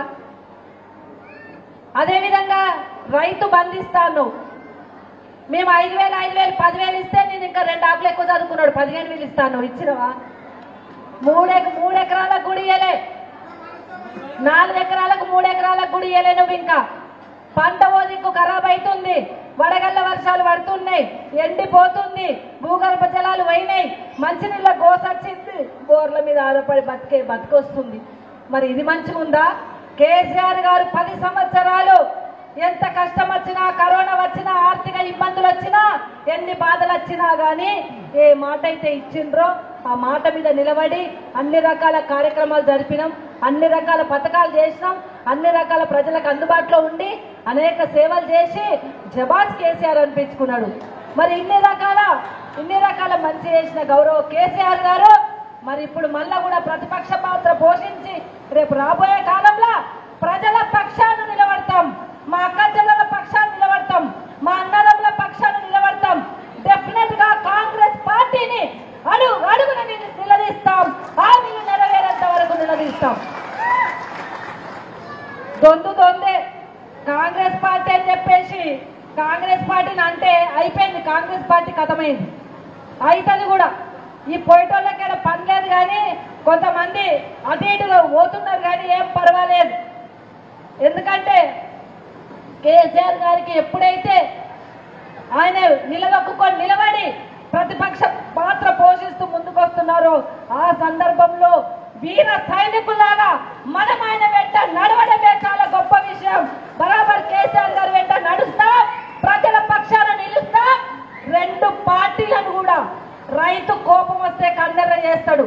ఆ కన్నెర్రలో మాడి మతైపోతే ఈ రెండు పార్టీలను కూడా ఈ సందర్భంగా తెలియజేస్తా ఉన్నాను. ఒక ఆయననేమో ఢిల్లీలో కూర్చుంటాడు, ఆయన కరువు సంగతి తెలియదు, కష్టం సంగతి తెలియదు, రైతు సంగతి తెలియదు, మోటార్లకు మీటర్లు పెడతా అంటాడు. ఒక ఆయనేమో కరెంటే చక్కగా ఇవ్వకుండా చేస్తాడు, రుణమాఫీ అంటాడు, రుణమాఫీ ఇవ్వకుండా చేస్తాడు. ఇంకోటి మనకు మెడికల్ కాలేజీలు వచ్చినాయి. నిజంగా కూడా గౌరవ కేసీఆర్ గారు మెదక్ జిల్లాకు మెడికల్ కాలేజ్ ఇచ్చిండు, జిల్లాకు ఒకటి ఇచ్చిండు. 150 మెడికల్ కాలేజ్ వస్తే కనీసం తెలంగాణకు ఒకటి ఇవ్వాలని కూడా సోయిలేంది కేంద్ర ప్రభుత్వం. రఘునందన్ రావు గారు ఇప్పుడు ఓటేమని వచ్చిండ్రు, మరి మెడికల్ కాలేజ్ మెదక్ జిల్లాకు రానప్పుడు ఎందుకు మాట్లాడలే? ఎందుకు కేంద్రంలో మీ బీజేపీ పార్టీ ఉంది కదా, కొట్లాడి ఒక మెడికల్ కాలేజీ మా జిల్లాకి ఎందుకు తీసుకురాలే? నీకు ఇక్కడ ఓటు అడిగే హక్కే లేదు. మెడికల్ కాలేజ్ మాకు వద్దా? పేదోళ్లకు వైద్యం అందొద్దా? రాష్ట్ర ప్రభుత్వమే మెడికల్ కాలేజ్ పెట్టాలన్నా? కేసీఆర్ గారే మెడికల్ కాలేజ్ ఇచ్చిండ్రు. అట్లాంటిది కేంద్రం ఎందుకు ఇవ్వలే? ఎందుకు మాట్లాడలే? నవోదయ స్కూల్ ఇవ్వకపోతే ఎందుకు మాట్లాడలే? కేంద్రంలో నువ్వే ఉండవు కదా, కేంద్రం నుండి పైసలు ఎందుకు తెచ్చి మెదక్ను ఎందుకు అభివృద్ధి చేయలే? జిల్లా కేంద్రం ఎందుకు ఇవ్వలే? అప్పటి నుండి మాట ఇచ్చుకుంటా వేరు. కేవలం కేసీఆర్ గారు మాత్రమే ఈ జిల్లాను పట్టించుకొని ఈ జిల్లాకు జిల్లాలను చేసి ఈ జిల్లాకు మెడికల్ కాలేజ్ తెచ్చి ఈ జిల్లాకు రైలుకు పైసలు కట్టి ఇన్ని రకాల కార్యక్రమాలు చేస్తే అందులో నువ్వు ఏ పని చేయలే. ఇట్టేసి పొత్తుకుంటట్టు మాట్లాడిండు తప్ప బీజేపీ నాయకులారా మీకు కూడా చెప్తా ఉన్నాను, తెలంగాణ రాష్ట్ర అభివృద్ధిలో మీరు పైసా కూడా లేదు. తెలంగాణ రాష్ట్ర అభివృద్ధిలో మీరు ఏ కోశాన్ని పట్టించుకోలే. తెలంగాణ రైతాంగం అంటే ఏ కోశాన్ని పట్టించుకోలే. తెలంగాణను పట్టించుకోలే కానీ మతం పేరు మీద మాత్రం రాజకీయాలు చేస్తూ ఉన్నారు. జాగ్రత్త. ఎందుకంటే ప్రజలకు అభివృద్ధి కావాలి, ప్రజలను ఆదుకోవాలి, ప్రజల కష్ట సుఖాల్లో పాల్పంచుకోవాలి. గది చేయమంటే అది చేయరట కానీ ఢిల్లీలో కూర్చొని మాట్లాడుతూ ఉన్నారు. అందుకే మనోడు సౌమ్యుడు ఈ జిల్లా గురించి అవగాహన ఉన్న వ్యక్తి మన అభ్యర్థి వెంకట్రామరెడ్డి గారు. ఈ జిల్లాలో కలెక్టర్గా చేసిండు, ఈ జిల్లాలో అనువనున్న తెలుసు, ఈ జిల్లాకి ఏం కావాలో తెలుసు. అదేవిధంగా అనేక సేవా కార్యక్రమాల్లో కూడా ఆయన చేయడానికి సిద్ధంగా ఉన్నాడు. గతంలో కూడా పేదలను చాలా ఆదుకున్నాడు. అధికారంలో ఉన్నప్పుడు అంటే ఆయన కలెక్టర్గా ఉన్నప్పుడు అనేక మంచి కార్యక్రమాలు చేసిండు. రేపు కూడా తప్పకుండా అనేక మంచి కార్యక్రమాల ద్వారా ఒక ట్రస్ట్ ఏర్పాటు చేస్తా ఉన్నారు. వారు చెప్తారు ఇప్పుడు. దాని ద్వారా పేద విద్యార్థులకు మంచి జరుగుతుంది, అనేక రకాల మంచి కార్యక్రమాలు జరుగుతాయి. మొన్న జరిగింది ఇబ్బంది వచ్చింది, నాకు కొంచెం బాధ అయినప్పటికీ కూడా పర్వాలేదు. మళ్ళీ మీ వైపున ప్రతిపక్ష పాత్ర మీ వైపున నిలబడి ప్రతిపక్ష పాత్ర పోషిస్తా. మీకోసమే ప్రజల కోసం ఉంటాం, డెఫినెట్ గా ప్రజల్లో ఉంటాం. ఓడినా గెలిచినా గానీ ప్రజల్లో ఉండే వ్యక్తులం మేము. గౌరవ కేసీఆర్ గారు మాకు అదే నేర్పించిండ్రు. ఉద్యమంలో 14 ఏళ్ళు పదవులు లేకుండా ఉన్నాం, పదవున్నా ఉన్నాం. రేపు రాబోయే కాలంలో ప్రతిపక్ష పాత్ర కూడా పోషిస్తాం. తప్పకుండా ఈ వెంకట్రామరెడ్డి గారిని అత్యధిక మెజార్టీతో గెలిపించుకోవాల్సిన అవసరం మన మెదక్కే ఎక్కువగా ఉంది. ఎందుకంటే ఎమ్మెల్యే లేకపోతే అనేక విషయాలలో ఇబ్బంది వచ్చే పరిస్థితి ఉంటుంది. కాబట్టి ఆ పరిస్థితిని అధిగమించాలంటే ఆ పరిస్థితి లేకుండా పవర్ కొంచెం మనకు వెంకట్రామరెడ్డి గారి ద్వారా 2 విషయాలు వస్తాయి. ఒకటి సేవా రూపంలో వస్తుంది, ఒకటి పవర్ రూపంలో వస్తుంది. కాబట్టి వారిని ఎంపీగా గెలిపించుకునే అవసరమే మనకు ఎక్కువగా ఉంది. కాబట్టి దయచేసి మొన్న జరిగిన ఎన్నికల్లో ఇబ్బంది వచ్చిన సందర్భంగా ఆ ఇబ్బంది లేకుండా అందరూ కూడా మీరే ఒక వెంకట్రామరెడ్డి గారు మారి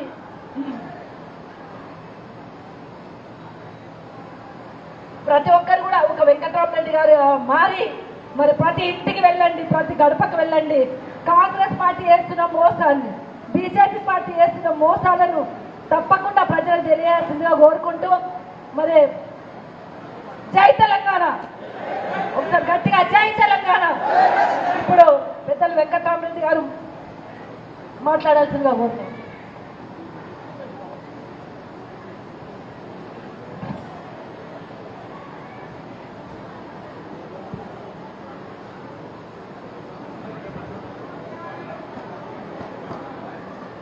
జై తెలంగాణ. అందరూ గట్టిగా జై తెలంగాణ. అక్కడ చేతులు లేవలే ఇంకా మొత్తం జై తెలంగాణ. సంతోషం.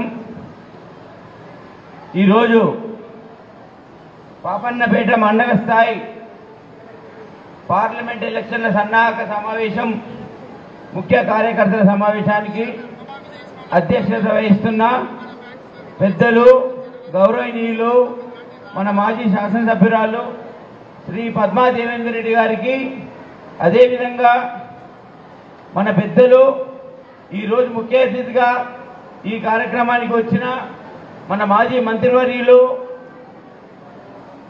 శ్రీ తన్నీరు హరీష్ రావు గారికి, అదేవిధంగా మన మాజీ శాసనసభ్యులు గౌరవనీయులు శ్రీ శశిధర్ రెడ్డి గారికి, అదేవిధంగా నియోజకవర్గ ఇన్ఛార్జ్ తిరుపతి రెడ్డి గారికి, పెద్దలు సీనియర్ నాయకులు శ్రీ నగేష్ ముదిరాజు గారికి, అదేవిధంగా దేవేందర్ రెడ్డి గారికి, మన సోములు రైతు సమన్వయ కమిటీ అధ్యక్షులు గారికి, విష్ణువర్ధన్ రెడ్డి గారికి, వైస్ ఎంపీపీ శ్రీనివాసరెడ్డి గారికి, జగన్ సీనియర్ నాయకులకు, అదేవిధంగా వేదిక మీద ఉన్న మిగతా అందరి సీనియర్ నాయకులకు పేరు పేరున, అదేవిధంగా ఈ కార్యక్రమానికి వచ్చిన మాజీ సర్పంచులు, ఎంపీటీసీలు, ఎంపీపీలు, అదేవిధంగా మండల కన్వీనర్లు, అదేవిధంగా కార్యకర్తలు, పత్రికా సోదరులు, ఎలక్ట్రానిక్ అండ్ ప్రింట్ మీడియా అందరికీ కూడా శిరస్సు వహించి పాపన్నపేట మీటింగ్లో మీ అందరికీ కూడా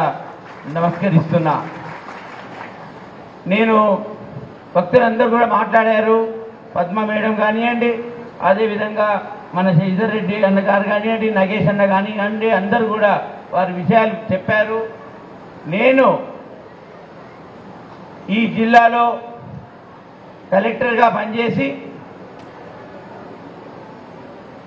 ఇక్కడ ఉమ్మడి మెదక్ జిల్లాకు జాయింట్ కలెక్టర్గా, పీడీగా, అదేవిధంగా సిద్దిపేట జిల్లాకు 5 సంవత్సరాలు కలెక్టర్గా పనిచేసి గౌరవ కేసీఆర్ గారు, హరీష్ అన్న గారి ఆధ్వర్యంలో వారి ఆహ్వానం మేరకు నేను రాజకీయంలో చేరి ఎమ్మెల్సీగా ఉండి ఈరోజు పార్లమెంట్ ఎన్నికల్లో మెదక్ పార్లమెంట్ సీటుకి మీ అభ్యర్థిగా మీ ముందు నిల్చున్నాను.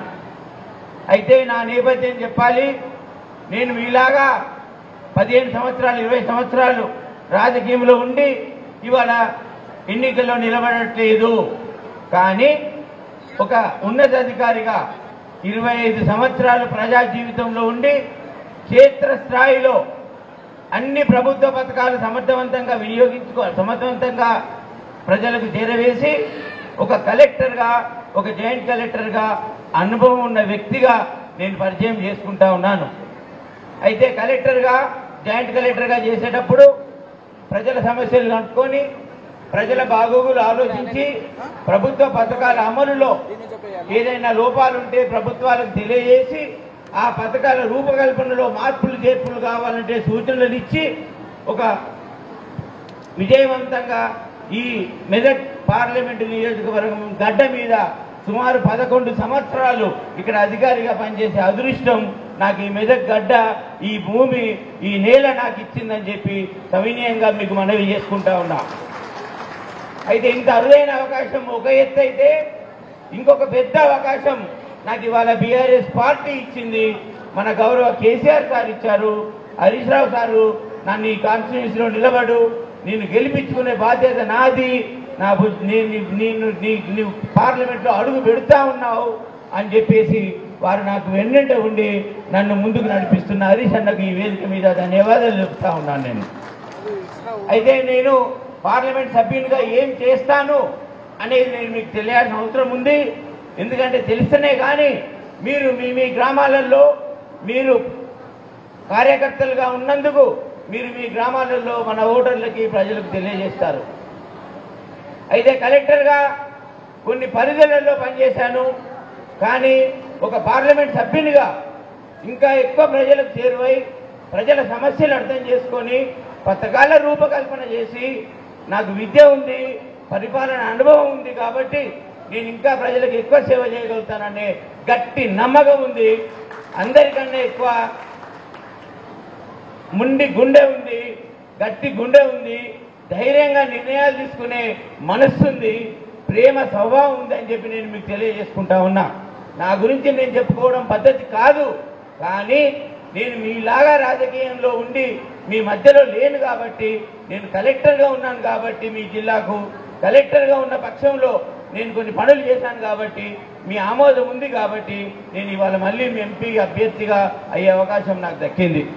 అయితే ఎంపీ అభ్యర్థిగా నేను మీకు చెప్పేది ఏంటంటే, నేను ఖచ్చితంగా ఇక్కడ ఎవరైతే ఇవాళ బరిలో ప్రధాన పార్టీల నుంచి బరిలో ఎవరైతే అభ్యర్థులు ఉన్నారో ఆ అభ్యర్థుల కన్నా మెరుగ్గా నేను ఒక అధికారిగా, ఒక జిల్లా కలెక్టర్గా అందరికన్నా మెరుగ్గా పనిచేస్తానని చెప్పి నాకు గట్టి విశ్వాసం ఉంది.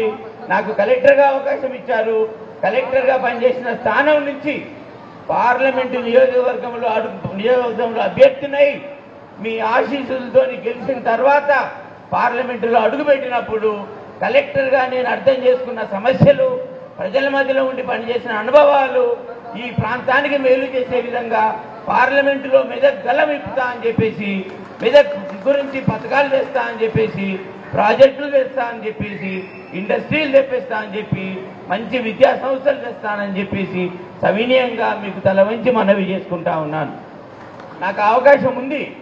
ఎందుకంటే నా పరిపాలనా అనుభవంతో, నాకు నా ఐఏఎస్ ఆఫీసర్ల పరిచయాలతో కేంద్రంలో కొట్లాడి పార్లమెంట్లో కరెక్ట్గా మాట్లాడి మన జిల్లాకు, మన రాష్ట్రానికి నా వల్ల కృషి చేస్తానని చెప్పి తెలియజేస్తా ఉన్నా. నాకున్న ఒకటే కోరిక, అరుదైన అవకాశం నాకు ఇవాళ మెదక్ గడ్డ ఇచ్చింది. అరుదైన అవకాశం పాపన్నపేట గడ్డ ఇచ్చింది. పాపన్నపేట నేల ఇచ్చింది నాకు. ఇవాళ పాపన్నపేటలో అత్యధికంగా వరి పండే రైతులు ఇక్కడే ఉన్నారు. మన జిల్లా చూసినట్టయితే వరికి రైతులందరూ కూడా ఇక్కడి నుంచే ఉంటారు. సో ఇక్కడ సమస్యలు తెలిసిన వ్యక్తిని నేను. నాకు ఒక అధికారిగా అనుభవం ఉన్నది కాబట్టి పార్లమెంట్ సభ్యునిగా కూడా మీలో ఉండి మీ స్థానిక నాయకత్వంతో సమన్వయం చేసుకొని నాకు గ్రూపులు కానీ లీడర్లు కానీ ఏమి తేడా లేకుండా అందరినీ సమానంగా చూసుకుంటూ క్యాడర్తో సత్సంబాలు కలిగి మీ కుటుంబంలో ఒక సభ్యునిగా ఉంటానని చెప్పేసి నేను ఈ సభాముఖంగా మీకు మనవి చేస్తా ఉన్నా. సో నేనేం చేయగలుగుతాను? ఒక విద్యావేత్తనై ఒక కలెక్టర్గా పనిచేసిన అనుభవం ఉండి నేను ప్రజలకు ఏం చేస్తానో నేను చెప్పాల్సిన బాధ్యత ఉంది. నేను ఎలక్షన్ బరిలో ఉన్నప్పుడు నేను ఏం చేస్తానని చెప్పకుండా మిమ్మల్ని నోట్లు అడిగే హక్కు నాకు లేదు. అందుకొరకే నేనేం చేస్తాను అనే కార్యక్రమాలు మీకు చెప్తా ఉన్నాను. దయచేసి రికార్డ్ చేయండి మీ సెల్ ఫోన్లలో. నేనేం చెప్తానో అవన్నీ సూచన తప్పకుండా చేస్తా. ఇవి పచ్చి అబద్ధాలు కావు. చాలా మంది వాగ్దానాలు చేశారు, గెలిచారు, మాట తప్పారు, బరిలో మళ్ళీ ఉన్నారు. కాబట్టి నేను అట్లాంటి వ్యక్తిని కాదు, అబద్ధాలు ఆడను.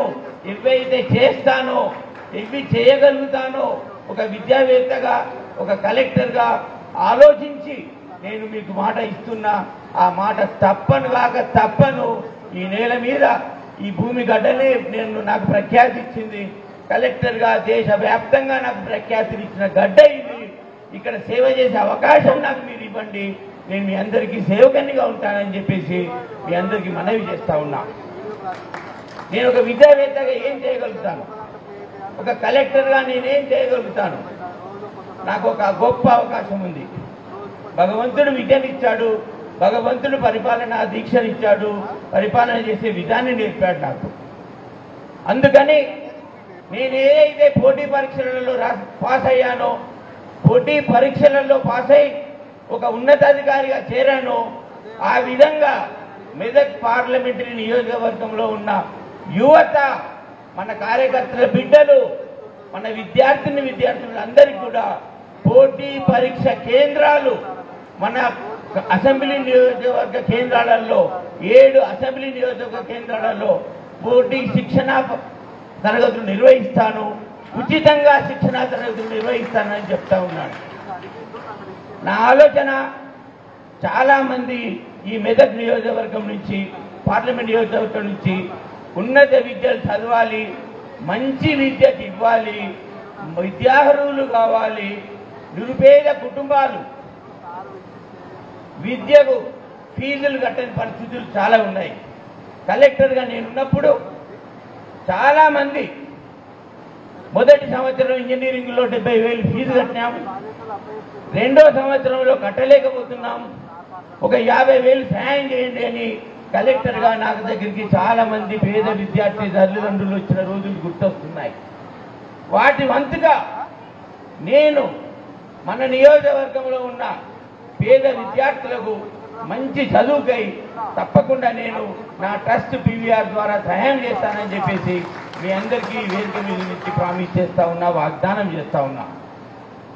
అదేవిధంగా పోటీ పరీక్షలలో హైదరాబాద్కు పోయి కోచింగ్ సెంటర్లలో 30,000, 50,000, 1,50,000 రూపాయలు ఫీజులు కట్టి అక్కడ రూములలో ఉండి కిరాయిలు కట్టి మెస్లలో భోజనం చేసి ఇవన్నీ చేయాలంటే ఒక్క పోటీ పరీక్షకు ఒక తల్లిదండ్రులు ఒక విద్యార్థిని, ఒక కుమారుణ్ణి కానీ కుమార్తెను కానీ వాళ్ళ బిడ్డను కానీ కొడుకుని కానీ పంపాలంటే సుమారుగా 1,52,000 రూపాయలు ఒక్కొక్క కుటుంబం మీద ఆర్థిక భారం వస్తూ ఉంది. ఇవాళ హైదరాబాద్కు పోతే కానీ మంచి ట్రైనింగ్ సెంటర్స్ ఉన్నాయి, మంచి కోచింగ్ సెంటర్స్ ఉన్నాయి. మరి పోటీ పరీక్షలలో విద్యావేత్తలై ఉండి మంచి నాలెడ్జ్ ఉండి అవగాహన ఉండి బీదతనంలో అర్థం కాని పరిస్థితిలో ఎటు పోలేని స్థితిలో ఉండి పోటీ పరీక్షలకు అప్లై చేయడము, ఉత్తగా రాయడము, మళ్ళీ ఫెయిల్ కావడమే జరుగుతూ ఉంది. కానీ మనకు గ్రామీణ ప్రాంతంలో ఉన్న పేద రైతులు, పేద బిడ్డలకు మరి వారికి మంచి అవకాశం ఇవ్వాలంటే ఒక విద్యావేత్తగా నేను నా జీవితంలో సక్సెస్ అయ్యా, విజయం సాధించా, కలెక్టర్ అయ్యా. మరి ఆ మాదిరిగా అన్ని కుటుంబాలకు కూడా న్యాయం జరగాలి అంటే నా ఆలోచన ప్రతి అసెంబ్లీ నియోజకవర్గ కేంద్రాలలో, ఈ 7 అసెంబ్లీ నియోజకవర్గ కేంద్రాలలో విద్యార్థులకు, విద్యార్థినులకు పోటీ పరీక్షలకు ఉచితంగా మంచి విద్యావేత్తలను తెచ్చి, ఎక్స్పర్ట్స్ని తెచ్చి, సబ్జెక్ట్ స్పెషలిస్టులను తెచ్చి వాళ్ళకు పోటీ పరీక్షలకు ట్రైనింగ్స్ ఇస్తాను. మన మెదక్ నియోజకవర్గం నుంచి అత్యధికంగా పోటీ పరీక్షలలో మన వాళ్ళు ఉద్యోగాలు కొట్టాలి, ఉద్యోగాలు సాధించాలనేది నా లక్ష్యంగా భావిస్తానని చెప్పి మీకు మనవి చేస్తూ ఉన్నాను.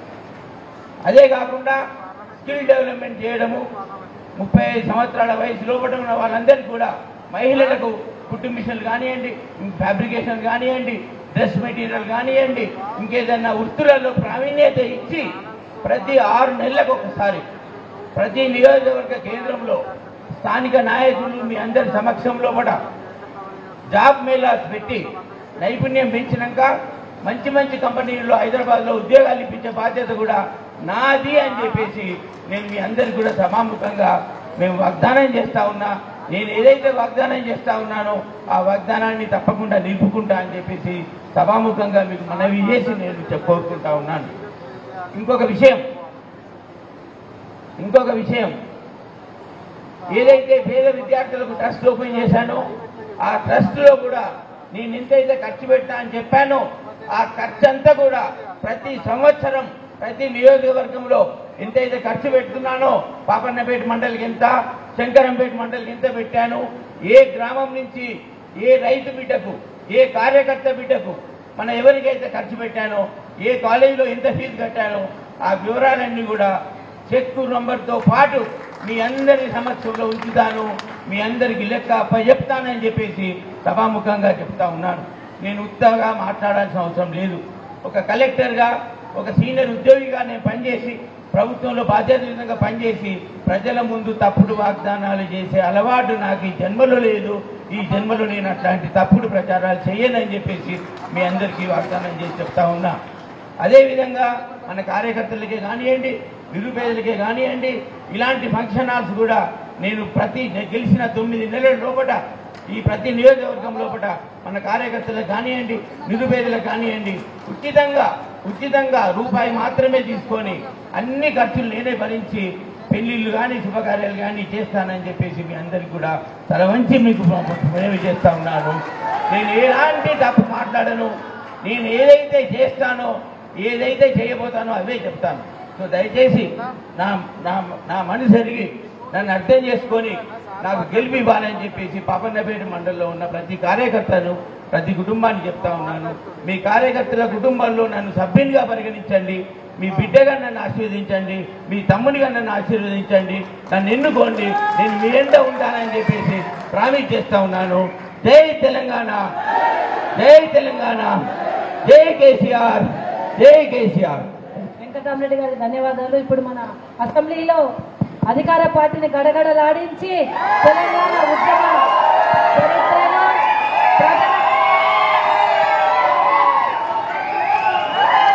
జై తెలంగాణ, జోహార్ తెలంగాణ, మన వీరులకు కేసీఆర్ గారి నాయకత్వం.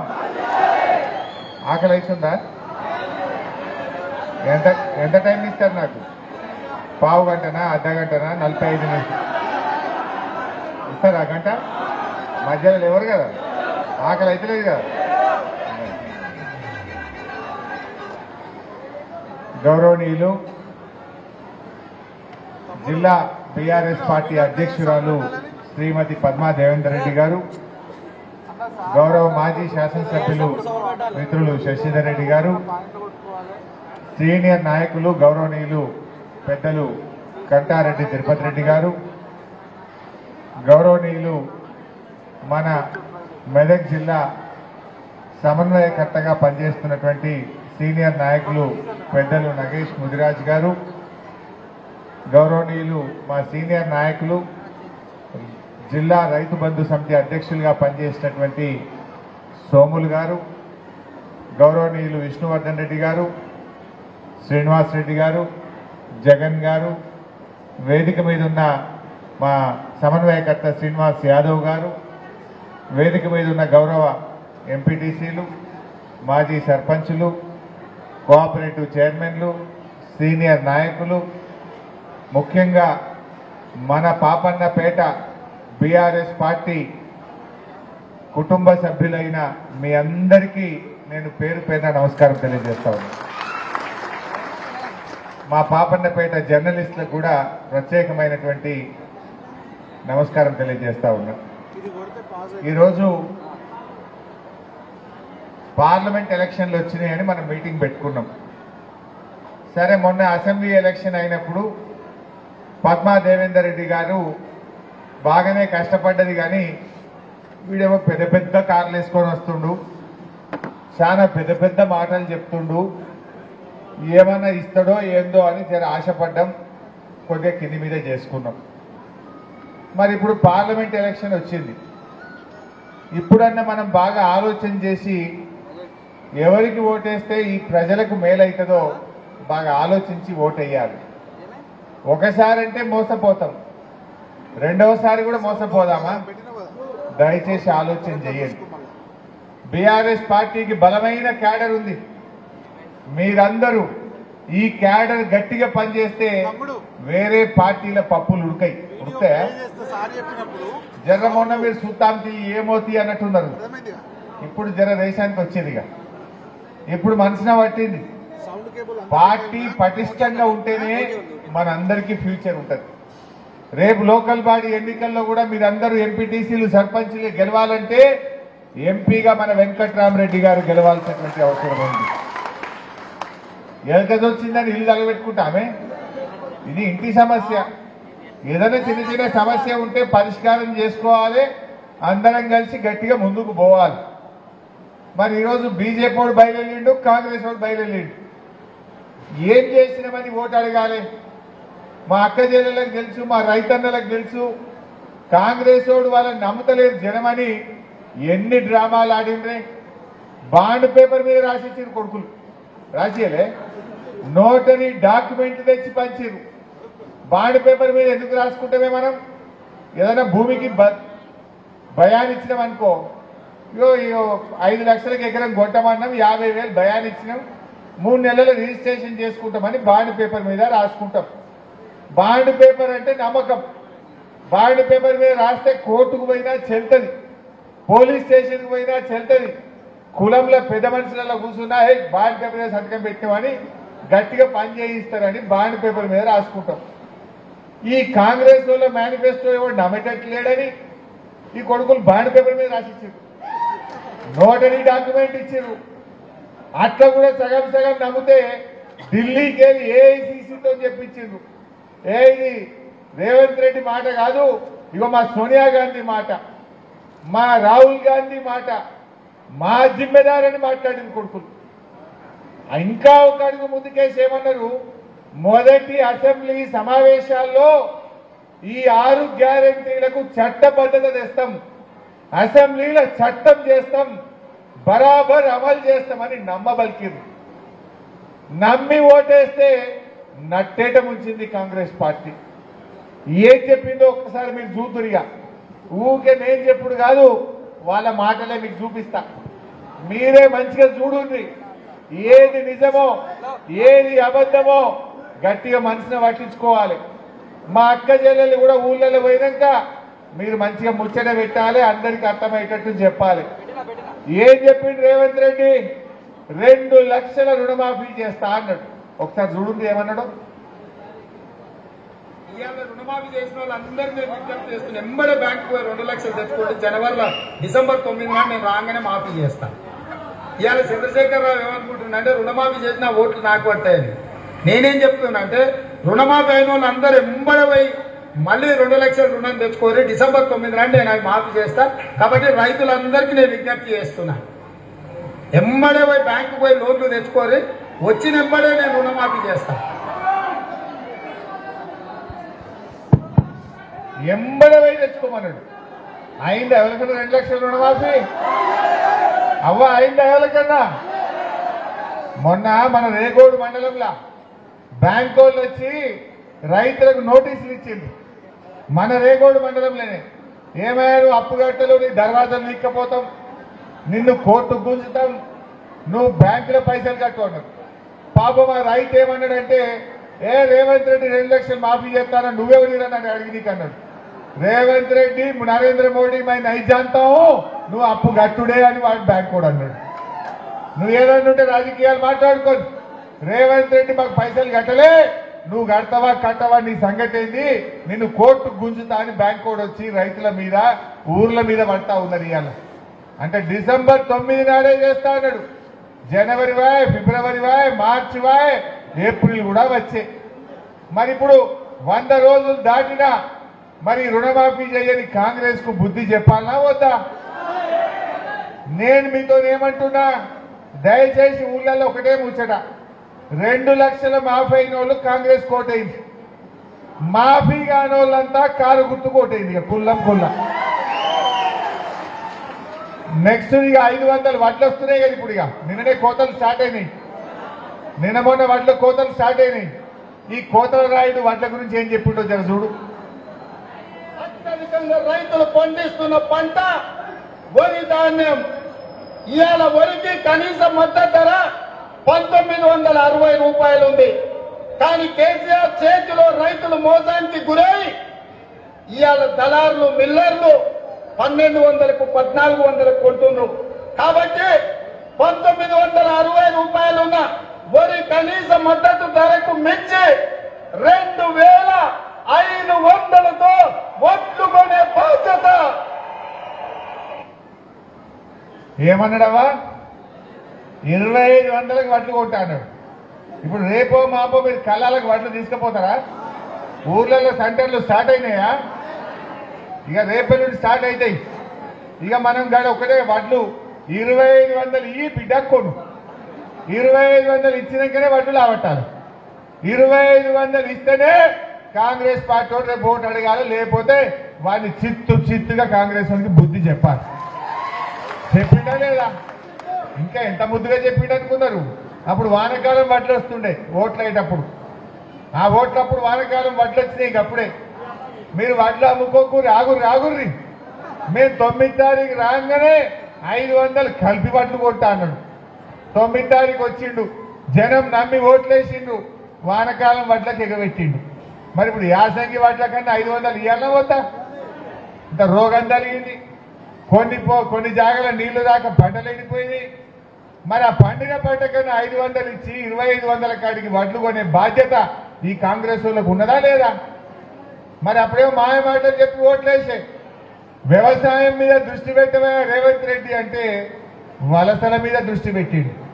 పక్క పార్టీ వాళ్ళని జాయిన్ చేసుకున్నందుకు ఇళ్లకు తిరుగుతుండు. మొన్న కేశవరావు ఇంటికి పోయిండు, దానం నాగేందర్ ఇంటికి పోయిండు. మొత్తం రాజకీయ పార్టీల ఇళ్ల చుట్టూ తిరుగుతున్నాడు. ముఖ్యమంత్రి నువ్వు వ్యవహారం నడుపుతావా, రాజకీయాలు చేస్తావా? ఇవాళ ఈ రైతులకు మనం దయచేసి మీరు చర్చ పెట్టాలి. కార్యకర్తలు ఈ వీడియోలన్నీ మీ ఫోన్లలో వేస్తా, తీసుకుపోయి చూయించురి. ఉన్నాయి ఆల్రెడీ, లేని వాళ్ళకి పంపుతా.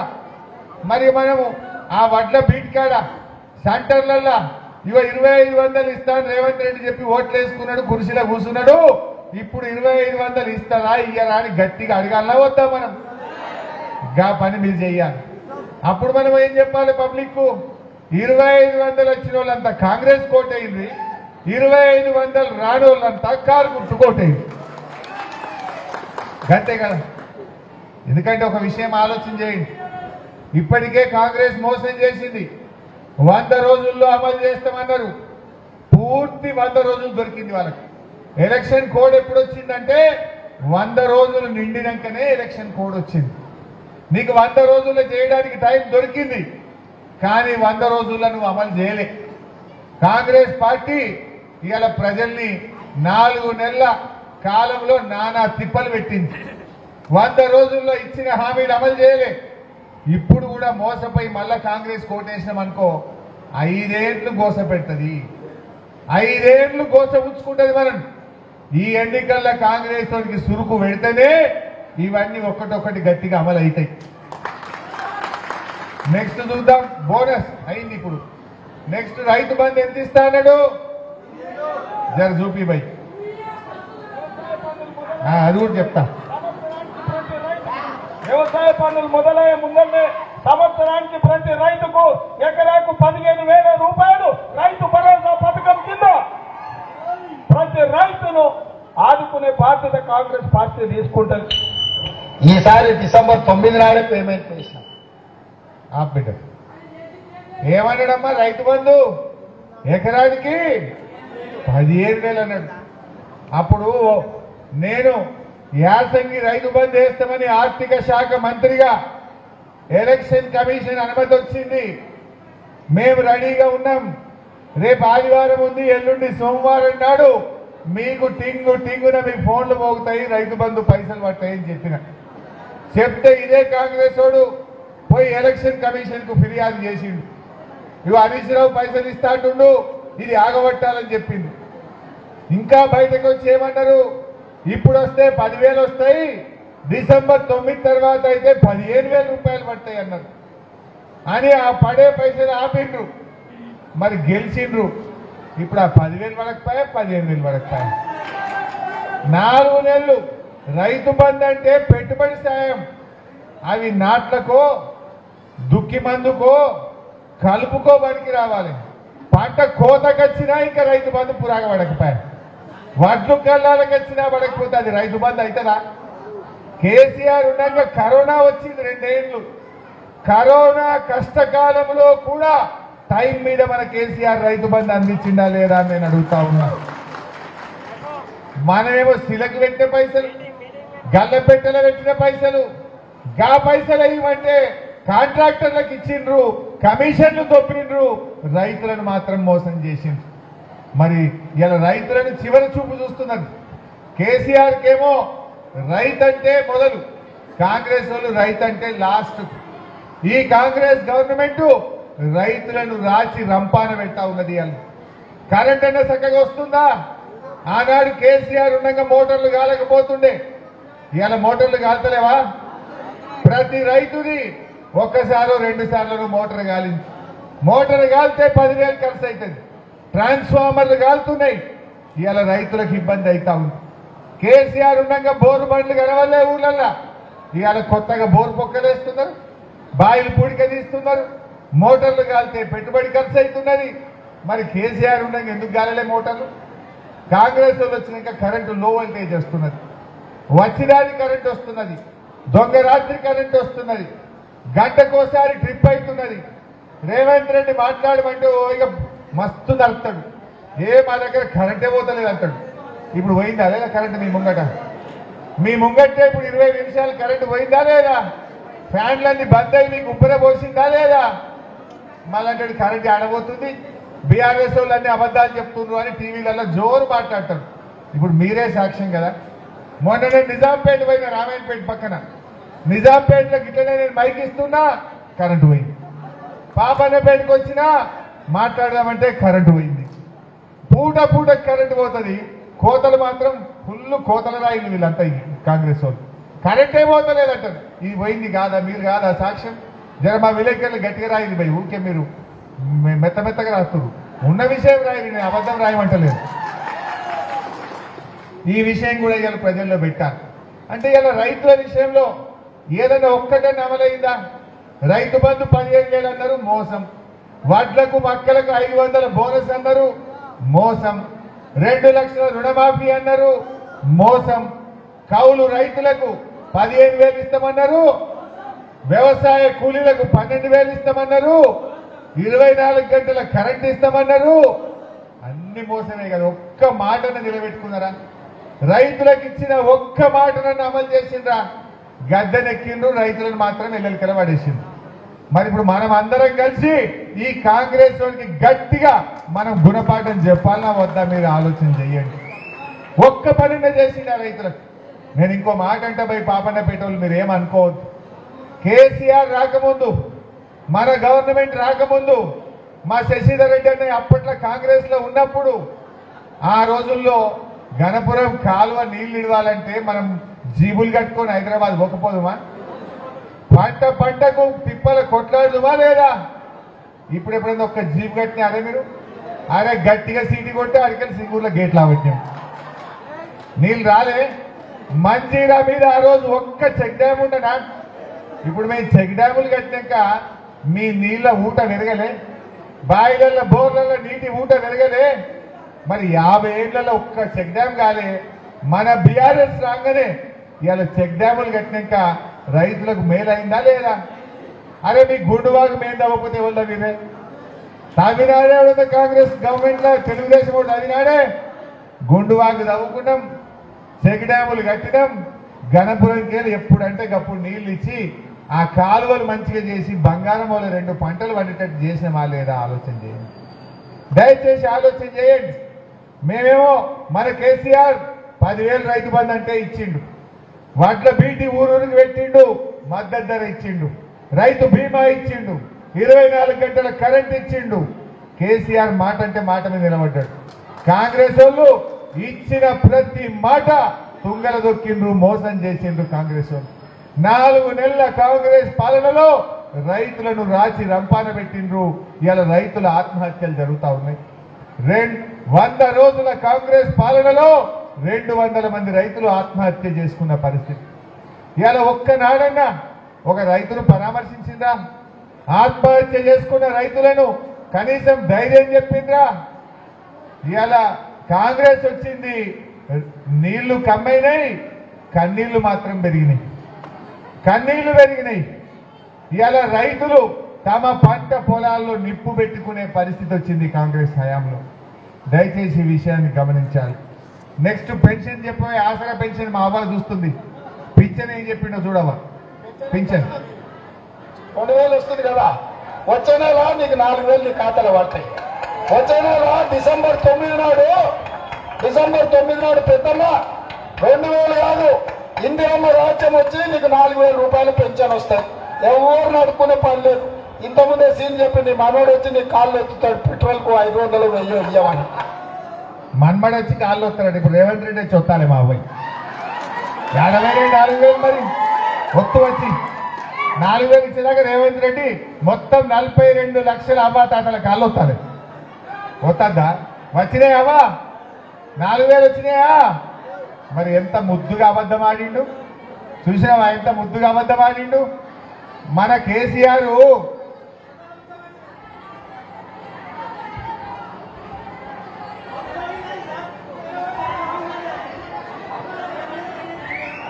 చూసావా? అయితే పాపం మన కేసీఆర్ ఏమో 200 ఉన్న పెన్షన్ను 2,000 చేసిండు. అవ్వా తాతల్ని కడుపులో పెట్టుకొని చూసుకున్నాడు. పాపం మా అవ్వా తాతలు 4,000 ఇస్తా అంటే ఆశపడ్డారు. ఆశపడి 4,000 వస్తాయేమో అని కాంగ్రెస్ ఓటేస్తే జనవరి నెలలో ఇచ్చే 2,000 కూడా ఇక పెట్టింది. మధ్యలో ఒక నెల ఇంకొట్టిందా లేదా? కాంగ్రెస్ వచ్చిన 4 నెలల్లో నడిమిట్లో ఒక్క నెల ఇచ్చే 2,000 కూడా ఎగ్గొట్టింది. ఎందుకంటే కేవలం అన్నారట అన్న వస్త్రానికి పోతే ఉన్న వస్త్రం పోయిందట. మీరు 4,000 ఇస్తాడని ఆశపడితే ఇంత 2,000 ఎగ్గొట్టిండు జనవరిలో. మరి ఈ కాంగ్రెస్ కు బుద్ధి చెప్పద్దా? మన కేసీఆర్ ఉండగా 200 ఉంటే 1000 అంటే 1000 చేసిండు. మళ్ళకెళ్తే 2,000 అంటే బరాబర్ మొదటి నెలలోనే 2,000 ఇచ్చి చూపించిండు మన కేసీఆర్. కానీ కాంగ్రెస్ వాళ్ళు అవ్వా డిసెంబర్లో 4,000 వస్తాయి, నీ మన్మడొచ్చి కాళ్ళు ఒత్తుతాడు, నీ 4,000 ఎడవా మౌతుడు ఎడవా, నువ్వు వచ్చి ఒత్తు బిడ్డ ఇప్పుడుగా. మరి ఇప్పుడు గట్టిగా మనం బుద్ధి చెప్పద్దావా? ఇలా 4,000 ఇస్తారని మోసం చేసిన ఈ కాంగ్రెస్ వాళ్ళకు గట్టిగా గుణపాఠం చెప్పాలా వద్దా? 2,000 ఇచ్చి కడుపులో పెట్టుకున్న కేసీఆర్ ను సాదుకోవాలా వద్దా? దయచేసి ఆలోచన చేయండి. మొన్న ఆగమైన ఈ తాపజన కారు కేయింది. మంచిగా చెప్పుని ముసలోళ్లకు, భర్త చనిపోయిన వాళ్ళకు, బీడీ కార్మికులకు 4,000 వచ్చిన వాళ్ళు కాంగ్రెస్ కేయింది, రానోళ్ళంతా కారు గుర్తుకోటైంది. చెప్పాలన్నా వద్దా? కార్యకర్తలు ఇంటింటికి పోవాలి, మంచిగా సంజాయించాలి. మా అవ్వలు మా అక్క చెల్లెళ్ళు జర ఈ తాప జర ఊళ్ళో మంచిగా చెప్పుర్రి. మరి ఈ కాంగ్రెస్ వాళ్ళకి గట్టిగా చెప్పాలి. ఇంకొక మాట అంట, మొన్న అసెంబ్లీ అయింది, నేను గట్టిగానే మాట్లాడినా, కొట్లాడినా అసెంబ్లీలో. రేపు నేను మళ్ళీ కొట్లాడాలి. రేవంత్ రెడ్డి నేను అసెంబ్లీలో మైక్ తీసుకొని ఏమయ్యా బిడ్డ నువ్వు 4,000 ఇస్తాను మా అవతాతల్ని మోసం చేసినావు, అందుకే నిన్ను ఎంపీ ఎన్నికల్లో ఓడగొట్టిండ్రు బిడ్డ. ఇప్పటికన్నా 4,000 అని బల్ల గుద్ది నేను అసెంబ్లీలో కాంగ్రెస్ వాళ్ళ నిలదీయాలన్నా వద్దా? నేను నిలదీయాలంటే మీరు నాకు బలం ఇయ్యాలి, మీరు బలం ఇయ్యాలి. రేపోతే ఏమంటాడు రేవంత్ రెడ్డి, ఏమయ్యా హరీష్ రావు నువ్వు బాగా మాట్లాడుతున్నావు, నేను 2 లక్షల పెన్షన్ ఎగబెట్టినా, వడ్లకు 500 బోనస్ ఇయ్యకపోయినా, రుణమాఫీ చేయకపోయినా, ముసలోళ్లకు 4,000 ఇయ్యకపోయినా, తులం బంగారం ఎగబెట్టినా నాకే ఓట్లేసి నువ్వే మాట్లాడతావా కూర్చో అంటాడు. నేను లేచి గట్టిగా మాట్లాడాలనుకో, బిడ్డ నువ్వు తులం బంగారం ఎగబెట్టినావు, అవ్వ తాతలకు 4,000 ఎగబెట్టినావు, 2 లక్షల రుణమాఫీ చేయలే, వాట్లకు బోనస్ ఇయ్యలే, ఆడపిల్లలకు స్కూటీ ఇయ్యలే, మా గొల్ల కురుమోళ్లకు గొర్రె ఇయ్యలే, గాంధీకే నిన్ను ఓడగొట్టిన రేవంత్ రెడ్డి అని బల్ల గుద్ది నేను మాట్లాడాలి. ఇప్పటికన్నా ఇయ్యి, ఇప్పటికన్నా కండ్లు తెరు అని నేను వాళ్ళ మెడలు వంచాలనా వద్దా? అసెంబ్లీలో కాంగ్రెస్ వాళ్ళ మెడలు వంచాలంటే ఈ పార్లమెంట్ ఎన్నికల్లో కాంగ్రెస్ పార్టీ డిపాజిట్ జప్తు కావాలని చెప్పి నేను కోరుతా ఉన్నా. లేకపోతే ఏమంటాడు, అన్ని ఎగబెట్టినా నాకే వేసిండ్రు అంటాడు అనడా? మరి ఆయన బుద్ధి చెప్పొద్దా? ప్రశ్నించే గొంతును గెలిపించాలా వద్దా? మేము గట్టిగా ప్రశ్నించాలంటే, మా గొంతు గట్టిగా మాట్లాడాలంటే మీరే మాకు బలం ఇయ్యాలి. దయచేసి బాగా ఆలోచన చేయండి. ఈడ మీటింగ్కి వచ్చిన వాళ్ళు కాదు, ఇంటికి పోయినాక అందరు మంచిగా మాట్లాడుకోవాలి. అదేవిధంగా ఇప్పుడు 4,000 పెన్షన్ చూసిండు, అక్క చెల్లెలకు 2,500 ఇస్తాను ఏమన్నాడు? మంచిగా సుత్తమస్తేనట కోడిని కోసి పెట్టాలన్నట. జర చూడు నేను చెప్పిండు. ఇంకా ఆయన దగ్గర నగదు ఉంటేనేమో బెల్ట్ షాపులలో ఇస్తున్నాడు, అవునా? అందుకే మా అక్కల కష్టాలు చూసి నగదు మా అక్క దగ్గర ఉంటే పిల్లల చదువులు, ఇంటి ఖర్చులు, పండుగ పూట చుట్టం వస్తే ఇంత మంచి చెడ్డ చూడడానికి ఉంటుంది. అందుకే ప్రతి నెల 1వ తారీఖు నాడు ప్రభుత్వ ఉద్యోగికి జీతం వచ్చినట్టుగా ప్రతి నెల 1వ తారీఖు నాడు ఆడబిడ్డల ఖాతాలో 2,500 రూపాయలు ప్రతి నెల ఆడబిడ్డల ఖాతాలో వేయాలని కాంగ్రెస్ పార్టీ నిర్ణయం తీసుకుంది.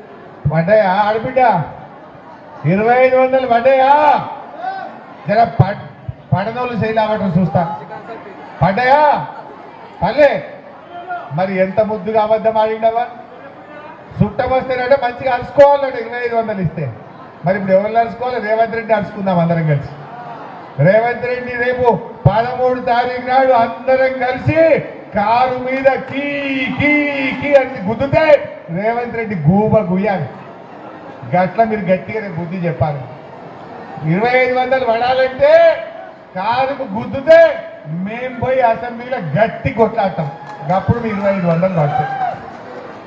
అబద్ధం ఆడిందా లేదా? ఎంత ఇది మోసం కాదా? అందుకే నేను అక్క చెల్లెలను కోరుతా ఉన్నా, 2500 రూపాయలు పడ్డ అక్క చెల్లె కాంగ్రెస్ కోటేయండి, పడని అక్క చెల్లెలందరూ కూడా కారు గుర్తు కోటేయాలి. అంతే కదా. నెక్స్ట్ ఇక తులం బంగారం కథ చెప్పిండు. మన కేసీఆర్ ఏమో ఆడవిళ్ళ పెళ్లికి మా పద్మమ్మ 1,00,000 రూపాయలు చెక్కు తెచ్చి మీ చేతిలో పెట్టింది. వాళ్ళు చూసిరు కాంగ్రెస్ వాళ్ళు, ఆడోళ్ళంతా కాంగ్రెస్ వాళ్ళు, ఆడోళ్ళంతా కారు గుర్తుకేస్తున్నారు. కేసీఆర్ వచ్చినాక నల్లబెట్టి మంచినీళ్ళు ఇచ్చిండు, ఆడవిళ్ళ పెళ్లికి కళ్యాణ లక్ష్మి ఇచ్చిండు, 2000 పెన్షన్ ఇచ్చిండు, బిడ్డ కాన్పుకు పోతే సర్కార్ దవాఖానకు మంచిగా బండ్ల దొరకపోయి కాన్పు చేసి కేసీఆర్ కిట్ ఇచ్చి ఆటో కిరాయి లేకుండా తల్లిని పిల్లను ఇంటికాడ దించిండు. ఈ ఆడోళ్ళంతా కేసీఆర్కే ఉన్నారు, కారుకే ఉన్నారని ఏం చేసిండు? ఏ కేసీఆర్ 1,00,000 ఇచ్చిండు, నేను తులం బంగారం ఇస్తా అన్నాడు. జర చూడు. షాదీ ముబారక్ కళ్యాణ లక్ష్మిలో ఈ రోజు 1,00,000 రూపాయలే వస్తున్నాయి. ఈ నెల అయితే 1,00,000, వచ్చే నెల మీరు తీసుకుంటే 1,00,000తో పాటు తులం బంగారం ఆడబిడ్డలకే ఇచ్చి తెలంగాణలో ఉండే పెళ్ళయ్య ప్రతి ఆడబిడ్డకు తులం బంగారం ఇవ్వడం ద్వారా ఈ తెలంగాణను బంగారు తెలంగాణ చేసే బాధ్యత. పెళ్లిళ్ళు చాలా అయినాయి కదా, నేమన్నా సీజన్ నడుతుంది కదా, పడ్డదా తులం బంగారం? వచ్చినాది ఎవరికన్నా తులం బంగారం వచ్చిందా? రాలే. నేను మొన్న వస్తే కళ్యాణ లక్ష్మి కూడా వస్తలేదా? 1,00,000 పోయింది, తులం పోయింది. ఇప్పుడు మొన్న ఏదో పేపర్లో చదివింటి, ఈ 3 నెలలనట బంగారం ధర 15% పెరిగిందట. మొన్నటిదాకా 50,000 తులం ఉండేనట, ఈ కాంగ్రెస్ వాళ్ళు వచ్చినాక 71,000 రూపాయలకు తులమైందట. మరి ఈ కళ్యాణ లక్ష్మి ఎటువా, తులం బంగారం ఎటువా? గదే ముచ్చట మనం ఊర్లలో చెప్పాలి. ఇవాళ తులం బంగారం వచ్చిన వాళ్ళు కాంగ్రెస్కి అయింది, రానోళ్ళంతా కారు గుర్తుకు ఓటేసే విధంగా ఇవాళ మనం ప్రజలకు చెప్పాల్సిన అవసరం ఉంది. ఇక మా నిరుద్యోగ యువత చదువుకున్న పిల్లల్ని రెచ్చగొట్టిండు. ఏ నిరుద్యోగ యువతకు మేము కాంగ్రెస్ వస్తే నెలకు 4,000 రూపాయలు ఇస్తామన్నారు. మీ మమ్మల్ని రెచ్చగొట్టి కేసీఆర్ ఇస్తలేడని అబద్ధాలు చెప్పి నిరుద్యోగ యువతను ఏ రకంగా చెప్పిండ్రో ఒక్కసారి చూడు. మగ పిల్లలకు ఏమి ఇస్తానో చూడండి. ఉద్యోగాల కోసం ప్రయత్నం చేసి ఉద్యోగ ఉపాధి దొరకక నిరాశ చెందుతున్న నిరుద్యోగ యువకులకు ప్రతి నెల 4,000 రూపాయల నిరుద్యోగ వృత్తిని ఇచ్చి నిరుద్యోగ యువకులను కాంగ్రెస్ పార్టీ ఆదుకుంటుంది. ఇంకా వృత్తి ఎప్పుడు ఇస్తారని అడుగుతున్నారు మిత్రుడు. నేను నిరుద్యోగ వృత్తి 6 గ్యారెంటీల్లో కానీ నేను దీంట్లో కానీ నేను చెప్పలేదు. మేము ఉద్యోగాలు ఇస్తామని చెప్పాను. మీరు మళ్ళొకసారి కావాలంటే हर महीने 4,000 रुपए बेरोजगारी भत्ता हम कह रहे देंगे। हम ये निर्णय ले रहे हैं कि आपको मिलेगा और ये हम पूरा మీరు రెండు చూసింది. ఎలక్షన్లప్పుడేమో ప్రియాంక గాంధీ, రేవంత్ రెడ్డి ఊరూరు తిరిగిండ్రు. మేము గెలిస్తే నెలకు 4,000 నిరుద్యోగ వృత్తి ఇస్తామన్నారు. పాపం మా యువత నమ్మిండ్రు. నిజంగా నెలకు 4,000 వస్తాయో ఆసరైతుందని కాంగ్రెస్ పార్టీకి ఓటేసింది. కాంగ్రెస్ గెలిచింది, గవర్నమెంట్లో కూర్చున్నది కుర్చీలా. మొన్న నేను అసెంబ్లీలో అడిగిన, అసెంబ్లీలో నిరుద్యోగ యువతకు 4,000 ఇస్తాను, బట్టి విక్రమార్క గారు ఎప్పటి నుంచి ఇస్తావు 4,000 అని నేను అడిగిన. అడిగితే ఏం చెప్పిండో చూసిరా మీరు? మళ్ళీ చూస్తారా? ఏం చెప్పిండు? ఎంత పచ్చి అబద్ధం! నిండు అసెంబ్లీలో చెప్పిండు, మేము 4,000 ఇస్తామని. ఆడ 6 గ్యారెంటీలు చెప్పలే, మేము ఓట్లప్పుడు చెప్పలే, మేము 4,000 ఇస్తామని యాడ చెప్పలేదని నిండు అసెంబ్లీలోనే చేతులు ఎత్తిండు బట్టి విక్రమార్క గారు. ఇంతకంటే మోసం ఉంటారే? మరి యువతకు చెప్పాలి, మన కేసీఆర్ మనముండంగా ఉద్యోగాల నోటిఫికేషన్ ఇచ్చి పరీక్ష పెట్టి ఫలితాలు ఇచ్చిన 30,000 ఉద్యోగాలు మనమిచ్చినే, వీళ్ళు కాయిదాలు వంచి మేమిచ్చినామని అబద్ధాలు ఆడుతున్నారు. నువ్వు వచ్చినాక నోటిఫికేషన్ ఇస్తేవా? ఒక్క పరీక్ష పెట్టివా? నువ్వు ఇచ్చిందేంటి? ఈ నిరుద్యోగ యువతను కూడా ఇవాళ కాంగ్రెస్ పార్టీ మోసం చేసినటువంటి పరిస్థితి. ఇకపోతే ఆడపిల్లలు బాగా చదువుకుంటున్నారు. వాళ్ళకి స్కూల్ పోవాలంటే కాలేజీ పోవాలంటే కష్టమవుతుందట. స్కూటీ కొనిస్తా అన్నాడు. స్కూటీ అంటే తెలుసు కదా, బండి. ఒకసారి చూడు, అది కూడా బండి వచ్చిందా చూద్దాం. ప్రియాంక గాంధీ గారికి అత్యంత ఇష్టమైనది యువ మహిళా సాధకారిత. యువ మహిళా సాధకారిత అంటే ఈరోజు రాష్ట్రంలో గర్ల్స్ స్టూడెంట్స్ కాలేజీకి వెళ్ళాలన్నా, ట్యూషన్లకు వెళ్ళాలన్నా, ఎక్కడికి వెళ్ళాలన్నా అన్న మీదనో, తమ్ముడి మీదనో, తండ్రి మీదనో ఆధారపడుతున్నారు. అందుకే ఈ రాష్ట్రంలో ఉన్న చదువుకునే ప్రతి యువ విద్యార్థినికి ఎలక్ట్రిక్ స్కూటీ ఉచితంగా ఇచ్చి ప్రియాంక గాంధీ గారి ప్రతి ఆడపిల్లకట స్కూటీ కొనిస్తా అన్నాడు. వచ్చిందా ఎవరికైనా మీ ఊళ్ళో? ఎవరికన్నా ఒక ఆడపిల్లకి ఒక్కటన్నా? అయ్యో ఒక్కటి. మరి ఎంత మోసం తల్లి.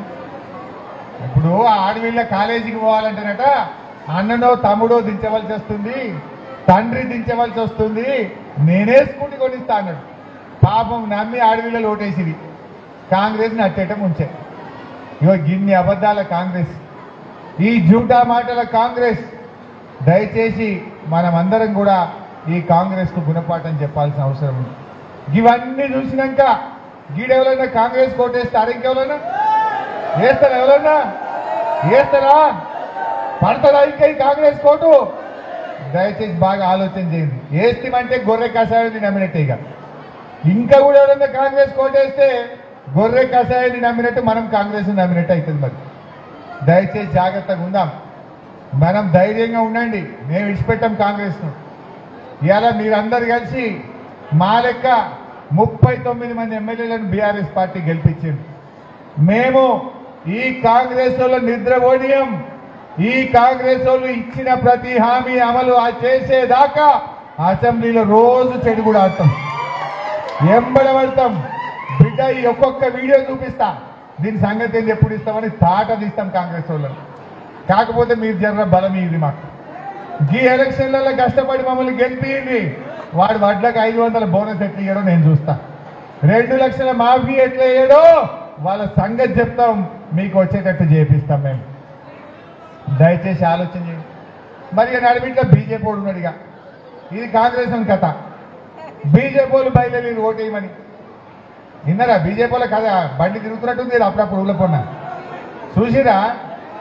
ఆ బీజేపీ పార్టీకి ఒక ఆయన రఘునందన్ రావు అని నిలబడ్డాడు, పోటీ చేస్తుండే. ఆయన కూడా ఆయన కథ కూడా చూపిస్తా. ఆయన మొన్న దుబ్బాకలో మన రామలింగారెడ్డి గారు చనిపోతే ఉప ఎన్నిక వచ్చింది. ఆడ ఎలక్షన్లు ఏం చేసిండు, వచ్చి నన్ను గెలిపింది, రైతులకు మనిషికి 2 ఎడ్లు ఇస్తా, ఓ నాగలిస్తా అన్నాడు. నన్ను గెలిపింది, నా సొంత డబ్బులతోని నిరుద్యోగ భృతి ఇస్తా అన్నాడు. నా బిడ్డ డాక్టర్ చదివింది, దుబ్బాకల దవాఖాన పెట్టి ఫ్రీగా వైద్యం ఇస్తా అన్నాడు.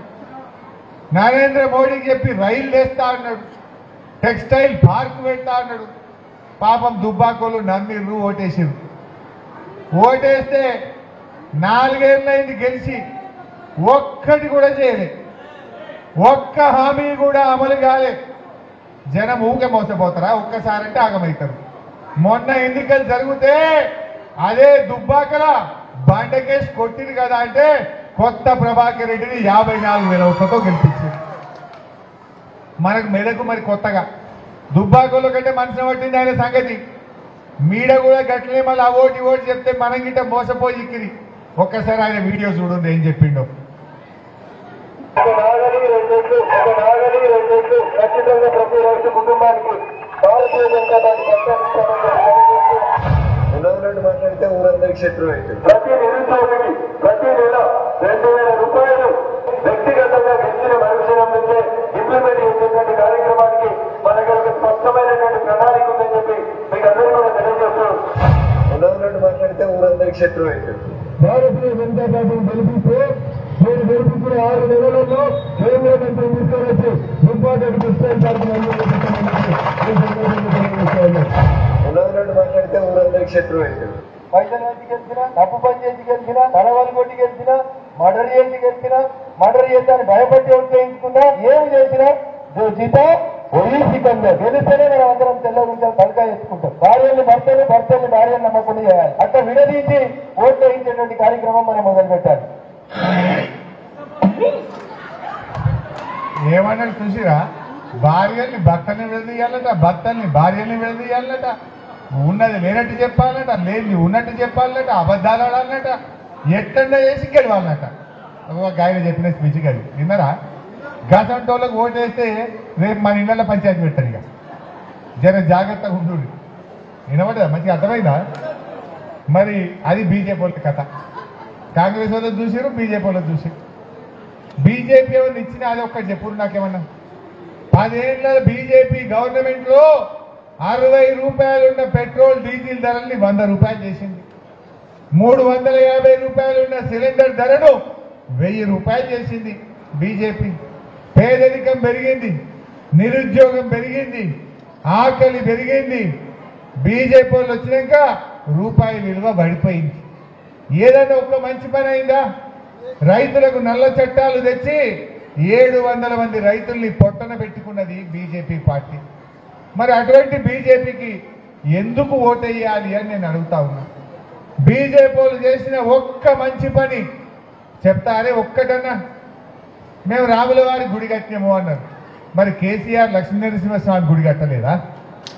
కట్టలేదా కేసీఆర్? మనం కాకపోతే దేవుడు అందరికీ ఉంటాడు.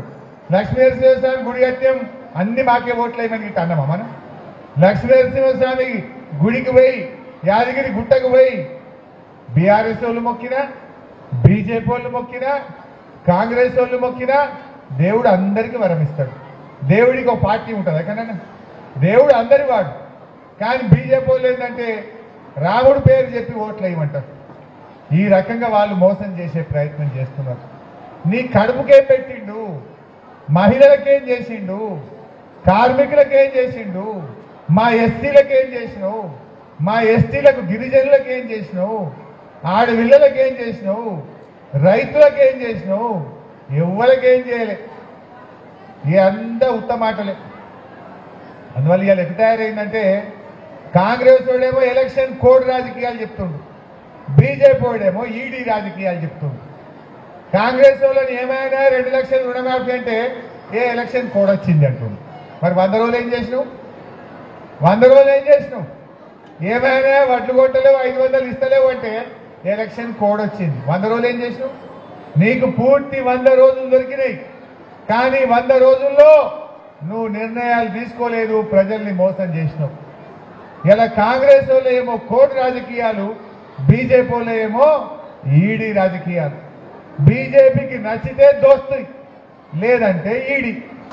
నచ్చితే జోడి, లేదంటే ఈడీ. బీజేపీ వాళ్ళతో షేక్ హ్యాండ్ ఇస్తే జోడి, కాదన్నాం అనుకో ఈడీ వస్తుంది తెల్లారిగా. ఇగో ఇది ఈ దేశంలో జరుగుతున్న రాజకీయాలు. అందువల్ల మీరు ఆలోచన చేయండి. మన దురదృష్టవశాత్తు పద్మమ్మ ఓడిపోవచ్చు, కానీ వెంకట్రామరెడ్డి గారు బాగా చదువుకున్న వ్యక్తి. కలెక్టర్గా, జాయింట్ కలెక్టర్గా 11 ఏళ్ళు మన జిల్లాలో పనిచేసిండు. పాపన్నపేట కానీ, శంకరంపేట కానీ, టేక్మాల్ కానీ, మన గణపురం కానీ, మెదక్ కానీ, రామాయణపేట కానీ, తూప్రాన్ కానీ, శివంపేట కానీ ఇంచు ఆయనకు పూర్తి అవగాహన ఉన్నది. ప్రజలకు ఏం కావాలో తెలుసు, అన్నీ గుర్తుపట్టాడు, అధికారిగా అనుభవం ఉంది. అటువంటి వ్యక్తి ఎంపీగా గెలిస్తే రేపు ఢిల్లీలో కొట్లాడతాడు, మన పనులు మంచిగా చేయిస్తాడు. అంతేకాదు ఆయనకు మంచి మనసున్నది.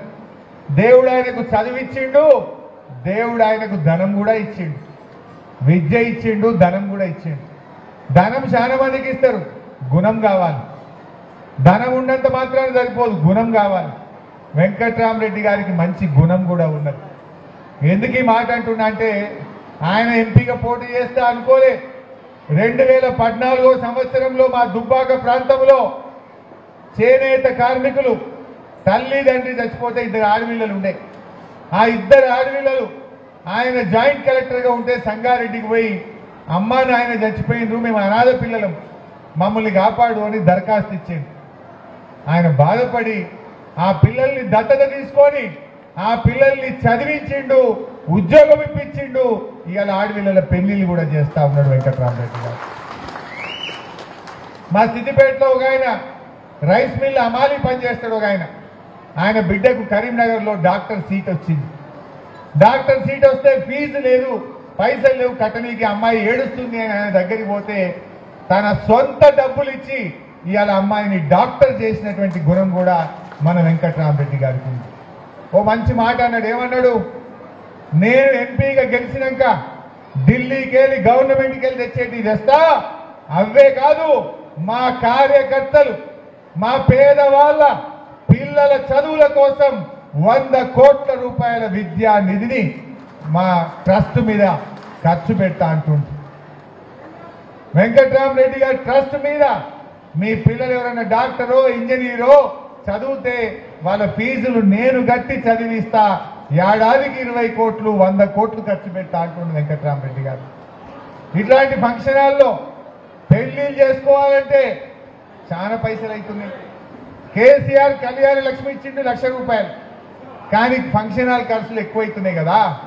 కాన్స్టిట్యున్సీకి ఒకటి 9 నెలల్లో ఫంక్షన్ హాల్ కడతా, 1 రూపాయికే ఫంక్షన్ హాల్ ఇస్తా అంటుంది. కరెంటు బిల్లు కూడా నేనే కట్టుకుంటా, 1 రూపాయికే కార్యకర్తల పిల్లల పెళ్లిళ్లకు ఫంక్షన్ హాల్ ఇస్తా అంటుంది. అదేవిధంగా పిల్లలు పరీక్షలు రాస్తే పోటీ పరీక్షలకు ఉచిత శిక్షణ ఇస్తా అంటుండు. ఆడపిల్లలకు ఉచిత కుట్టు శిక్షణ నేర్పించి తన ట్రస్ట్ పేరు మీద ఉచితంగా కుట్టు మిషన్లు కూడా ఇస్తా అంటుండు వెంకట్రామరెడ్డి గారు. మరి మంచి గుణమున్న మనిషి, పేదల మనిషి, అనుభవం ఉన్న మనిషి మన వెంకట్రామరెడ్డి గారికి మే 13వ తారీఖు నాడు కారు గుర్తుకు ఓటేసి గెలిపించాలని మీ అందరినీ కూడా ప్రార్థిస్తా ఉన్నా. కార్యకర్తలు ఏమరపాటుగా ఉండొద్దు దయచేసి. ఎందుకంటున్నా అంటే మొన్ననే జర కింది మీద అయినాం మనం. ఇప్పుడు కాంగ్రెస్ వాళ్ళు బాధపడుతున్నట. మొన్న ఎవరో మాట్లాడారు, అయ్యో అన్న మా పరిస్థితి ఆగమైపోయింది, మాకంతా గెలిపించుకోగా జోష్ మీద గెలిపించుకున్నాం కానీ ఇప్పుడు అంత జర ఏటమటం అయిపోయిందని బాధపడుతున్నట. వాళ్ళ లీడర్లే బాధపడుతుందట. వాళ్ళ లీడర్లే అయ్యో గిట్ల అయిపోయాయని అనుకుంటున్నట. ఏదైనా నిజం నిలకడ మీద తెలుస్తుందట. ఓ వెనకటికో సామెత ఉన్నది, నిజం గడప దాటక ముందు అబద్ధం ఊరంతా చుట్టేస్తుందట. మొన్న గట్ల అయిపోయింది మన పని. కాంగ్రెస్ వాళ్ళు అబద్ధాలేమో జోరు మీద ఉరికినాయి టీవీలల్లా, ఆ సోషల్ మీడియాలో. మన నిజమేమో అది మనసున పట్టడానికి టైం పట్టింది, మనసున పట్టే వరకు చేయి దాటింది. మరి ఇప్పుడన్నా అర్థం చేసుకున్నాం కదా. ఇప్పటిదాకా చూసిండ్రు ఏం మోసం చేసిండ్రో, ఎన్ని అబద్ధాలు చెప్పిండ్రో, ఎన్ని మాయమాటలు చెప్పి ఓట్లు వేయించుకున్నారో మీరు చూసిండ్రు. మరి ఇప్పుడన్నా మనం మన కేసీఆర్ను మన బీఆర్ఎస్ పార్టీని కాపాడుకోవాలన్నా వద్దా? దయచేసి కార్యకర్తలు ఈ 40 రోజులు మీరు కష్టపడండి. వచ్చే 5 ఏళ్ళు వెంకట్రామరెడ్డి గారితో పాటు నేను కూడా మీ సేవలో ఉంటా. కార్యకర్తల్ని కంటికి రెప్పలాగా కాపాడుకుంటాం. ధైర్యంగా ఉండండి, ఎవ్వరు భయపడాల్సిన అవసరం లేదు. ఆ టీవీలల్లా పేపర్లల్లా అన్ని ఫేక్ వార్తలు ఇస్తున్నారు, లీక్ వార్తలు, ఫేక్ వార్తలు. ఆ సోషల్ మీడియాలో వచ్చే ఫేక్ న్యూస్ నమ్మకండి, టీవీలలో వచ్చే లీక్ వార్తలు నమ్మకండి. ఈ జూటా మాటల కాంగ్రెస్ ఏమైంది? వాళ్ళకు ఒక్క పని కూడా చేయాలి, అన్ని ఎగబెట్టింది. జనం అడిగేటట్టున్నారు, ఊళ్ళలో పోతే జనం నిలదీసేటట్టున్నారని ఈ ఫేక్ వార్తల్ని లీక్ వార్తలను రాయించుకుంటూ సోషల్ మీడియాలో పెడుతూ జనం దృష్టి మరల్చే ప్రయత్నం చేస్తున్నారు, ప్రజల దృష్టి మరల్చే ప్రయత్నం చేస్తున్నారు. మనం గవర్నీ కేసీఆర్ ఏం చేసిండో చేసిండు. కేసీఆర్ అన్న ప్రతి మాట నిలబెట్టుకున్నాడు. 2000 పింఛన్ ఇస్తా అంటే ఇచ్చిండు, 1,00,000 రూపాయలు కళ్యాణ లక్ష్మి అంటే ఇచ్చిండు, 10,000 రైతు బంధు అంటే ఇచ్చిండు, రైతు చనిపోతే 5 లక్షల రూపాయలు దినవారం వెళ్ళక ముందు ఇంటికాడికి పంపిండు, ఇంటింటికి నల్లబెట్టి అక్క చెల్లెలకు మంచినీళ్ళ కష్టాలు లేకుండా చేసిండు, బిడ్డ కాన్పుకు పోతే కేసీఆర్ కిట్ ఇచ్చిండు, ఆటో కిరాయి లేకుండా తల్లిని పిల్లని ఇంటికాడ దించిండు, మెదక్ల బ్రహ్మాండమైన దవాఖాన కట్టిండు, గుండు వాగు పనిచేసిండు, మంజీరా మీద చెక్ డ్యాములు కట్టిండు, గణపురం కాలువ ఆధునీకరణ చేసిండు, 2 పంటలకు కడుపు నిండా నీళ్లు ఇచ్చిండు. ఇవన్నీ నిజమా కాదా? మనమేమో చేసింది చెప్తున్నాం, వాని ఏమో ఎగబెట్టిన అన్ని కూడా చూపించిన మీకు నేను. అందువల్ల ఇప్పుడు దయచేసి ఈ విషయాలను మీరు గమనించి మనం కారు గుర్తుకు ఓటేయాలి. నీతిని జాతిని ఈ తెలంగాణ కోసం కొట్లాడి ఈ తెలంగాణ తెచ్చిన మన కేసీఆర్ కు అండగా నిలబడాల్సినటువంటి అవసరం ఉంది. వాడెవడో మాట్లాడతాడు, ఉంటాదే బీఆర్ఎస్ పార్టీ అంటారు. అప్పుడు కూడా మాట్లాడేది గిట్టనే. గులాబీ జెండా పుట్టినాడు, ఇది పాల పొంగ అన్నాడు ఎవడు, ఇది నీటి పొడుగా అన్నాడు ఒకడు, ఇది అమాసకు పుట్టింది పుణ్యానికి పోతుంది అన్నాడు. పోయిందా? కొట్లాడిండు, తెలంగాణ తెచ్చిండు కేసీఆర్. ఇప్పుడు కూడా చెప్తున్నా మీకు నేను, ఖచ్చితంగా మళ్ళా ఈ రాష్ట్రంలో వచ్చే గవర్నమెంట్ బీఆర్ఎస్ గవర్నమెంట్. కాంగ్రెస్ వాళ్ళు కొంతమంది మా వాళ్ళ మీద కేసులు పెట్టి జర తిప్పలు పెట్టురట. మంచిగా రాసి పెట్టుంది, మంచిగా రాసి పెట్టుర్రి. మళ్ళా వాళ్ళకు మిత్తితో సహా వాళ్ళకు వడ్డిచ్చే పని కూడా చేస్తాం, విడిచిపెట్టేది లేదు. మా వాళ్ళని తిప్పలు పెట్టురట. మనంగా పని చేయలే. నిజంగా మన గవర్నమెంట్ ఉండగా ఏం పని చేసుకుందామని ఆలోచన చేసినాం. సంసారం ఎట్లా బాగా చేయాలనో ఆలోచించినాం. పాపన్నపేట మండలం ఎట్లా చేయాలనో ఆలోచన చేసినాం. కానీ మనం ఈ పని చేయలేదు. అరే మెదక్ జిల్లా వచ్చిందంటే కేసీఆర్తో కాదా? మెదక్కు రైలు వచ్చిందంటే కేసీఆర్తో కాదా? మెదక్కు మెడికల్ కాలేజ్ వచ్చిందంటే కేసీఆర్ కాదా? రామాయణపేట రెవెన్యూ డివిజన్ అయిందంటే కేసీఆర్ కాదా? మన పాపన్నపేట అమ్మవారికి 100 కోట్ల రూపాయలు ఇచ్చింది మన కేసీఆర్ కాదా? సంగమేశ్వర బసవేశ్వర ప్రాజెక్టు ద్వారా ఈ పాపన్నపేటలోని మిగతా 7 గ్రామాలకు నీళ్ళు వచ్చేటట్టు ప్రాజెక్టు మంజూరు చేసింది మన కేసీఆర్ కాదా? కానీ బాధ ఏంటంటే అమ్మవారికి 7 పాయల అమ్మవారికి కేసీఆర్ 100 కోట్లు ఇచ్చిపోతే ఈ కాంగ్రెస్ వాడు రాగానే వాపస్ తీసుకున్నాడు. ఇదేం పద్ధతి నాకు అర్థం కాదు. నీకు ప్రేమ ఉంటే కేసీఆర్ 100 ఇచ్చిండు, నువ్వు 200 నువ్వు ఇంకా ఎక్కువ పైసలు ఇచ్చి ప్రేమ పొందు. కేసీఆర్ అమ్మవారికి ఇచ్చిన పైసలు వాపస్ తీసుకుంటే ఈ కాంగ్రెస్ పార్టీకి ఉసురు తగులుతుందా తలగదా? అమ్మవారి ఉసురు తగులుతుందా తలగదా? నేను అడుగుతున్నా కాంగ్రెస్ వాళ్ళని, ఈ కేసీఆర్ ఇచ్చిన 100 కోట్ల జీవో ఎందుకు రద్దు చేసిందో సమాధానం చెప్పండి. ఆ 100 కోట్లు అమ్మవారి పైసలు, అవి అమ్మవారికి ఆ గుడి అభివృద్ధి కోసం వాడితేనే మంచిది. లేకపోతే నీకు 7 పాయల అమ్మవారి ఉసురు కాంగ్రెస్ పార్టీకి తగలకు తప్పదు. ఎవరైనా అమ్మవారి పైసలు వాపస్ తీసుకుంటారే? గింత అన్యాయం ఉంటుంది. మనం వచ్చినాక 7 పాయల అభివృద్ధి జరిగిందా లేదా? దినదినాభివృద్ధి జరిగింది. అరే మెదక్కు కేసీఆర్ రింగ్ రోడ్ శాంక్షన్ ఇచ్చిండు, ఆ రింగ్ రోడ్ కూడా క్యాన్సిల్ చేసిండు. అరే కొత్త గవర్నమెంట్ వస్తే పాతోళ్ళ కంటే ఎక్కువ పని చేయాలి, పాతోళ్ళ కంటే ఎక్కువ పైసలు ఇవ్వాలి.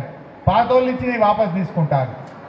మరి వాపస్ తీసుకున్నా వీళ్ళకి బుద్ధి చెప్పాలన్నా వద్దా? దయచేసి మీరు ఆలోచన చేయండి. నేను మా కార్యకర్తలు ఇంత శ్రద్ధగా ఇంత ఓపిగా మా అక్క చెల్లెల కళ్ళల్లో చూస్తుంటే నాకు నమ్మకం కలుగుతున్నది, మా వెంకట్రామరెడ్డి గారు ఖచ్చితంగా గెలుస్తారు. గెలిచి తీర్థడు. వెంకట్రామరెడ్డి గెలుపు ఖాయమైందని నమ్మకం కుదురుతున్నది. సో దయచేసి వెంకట్రామరెడ్డి గారిని గెలిపిద్దాం.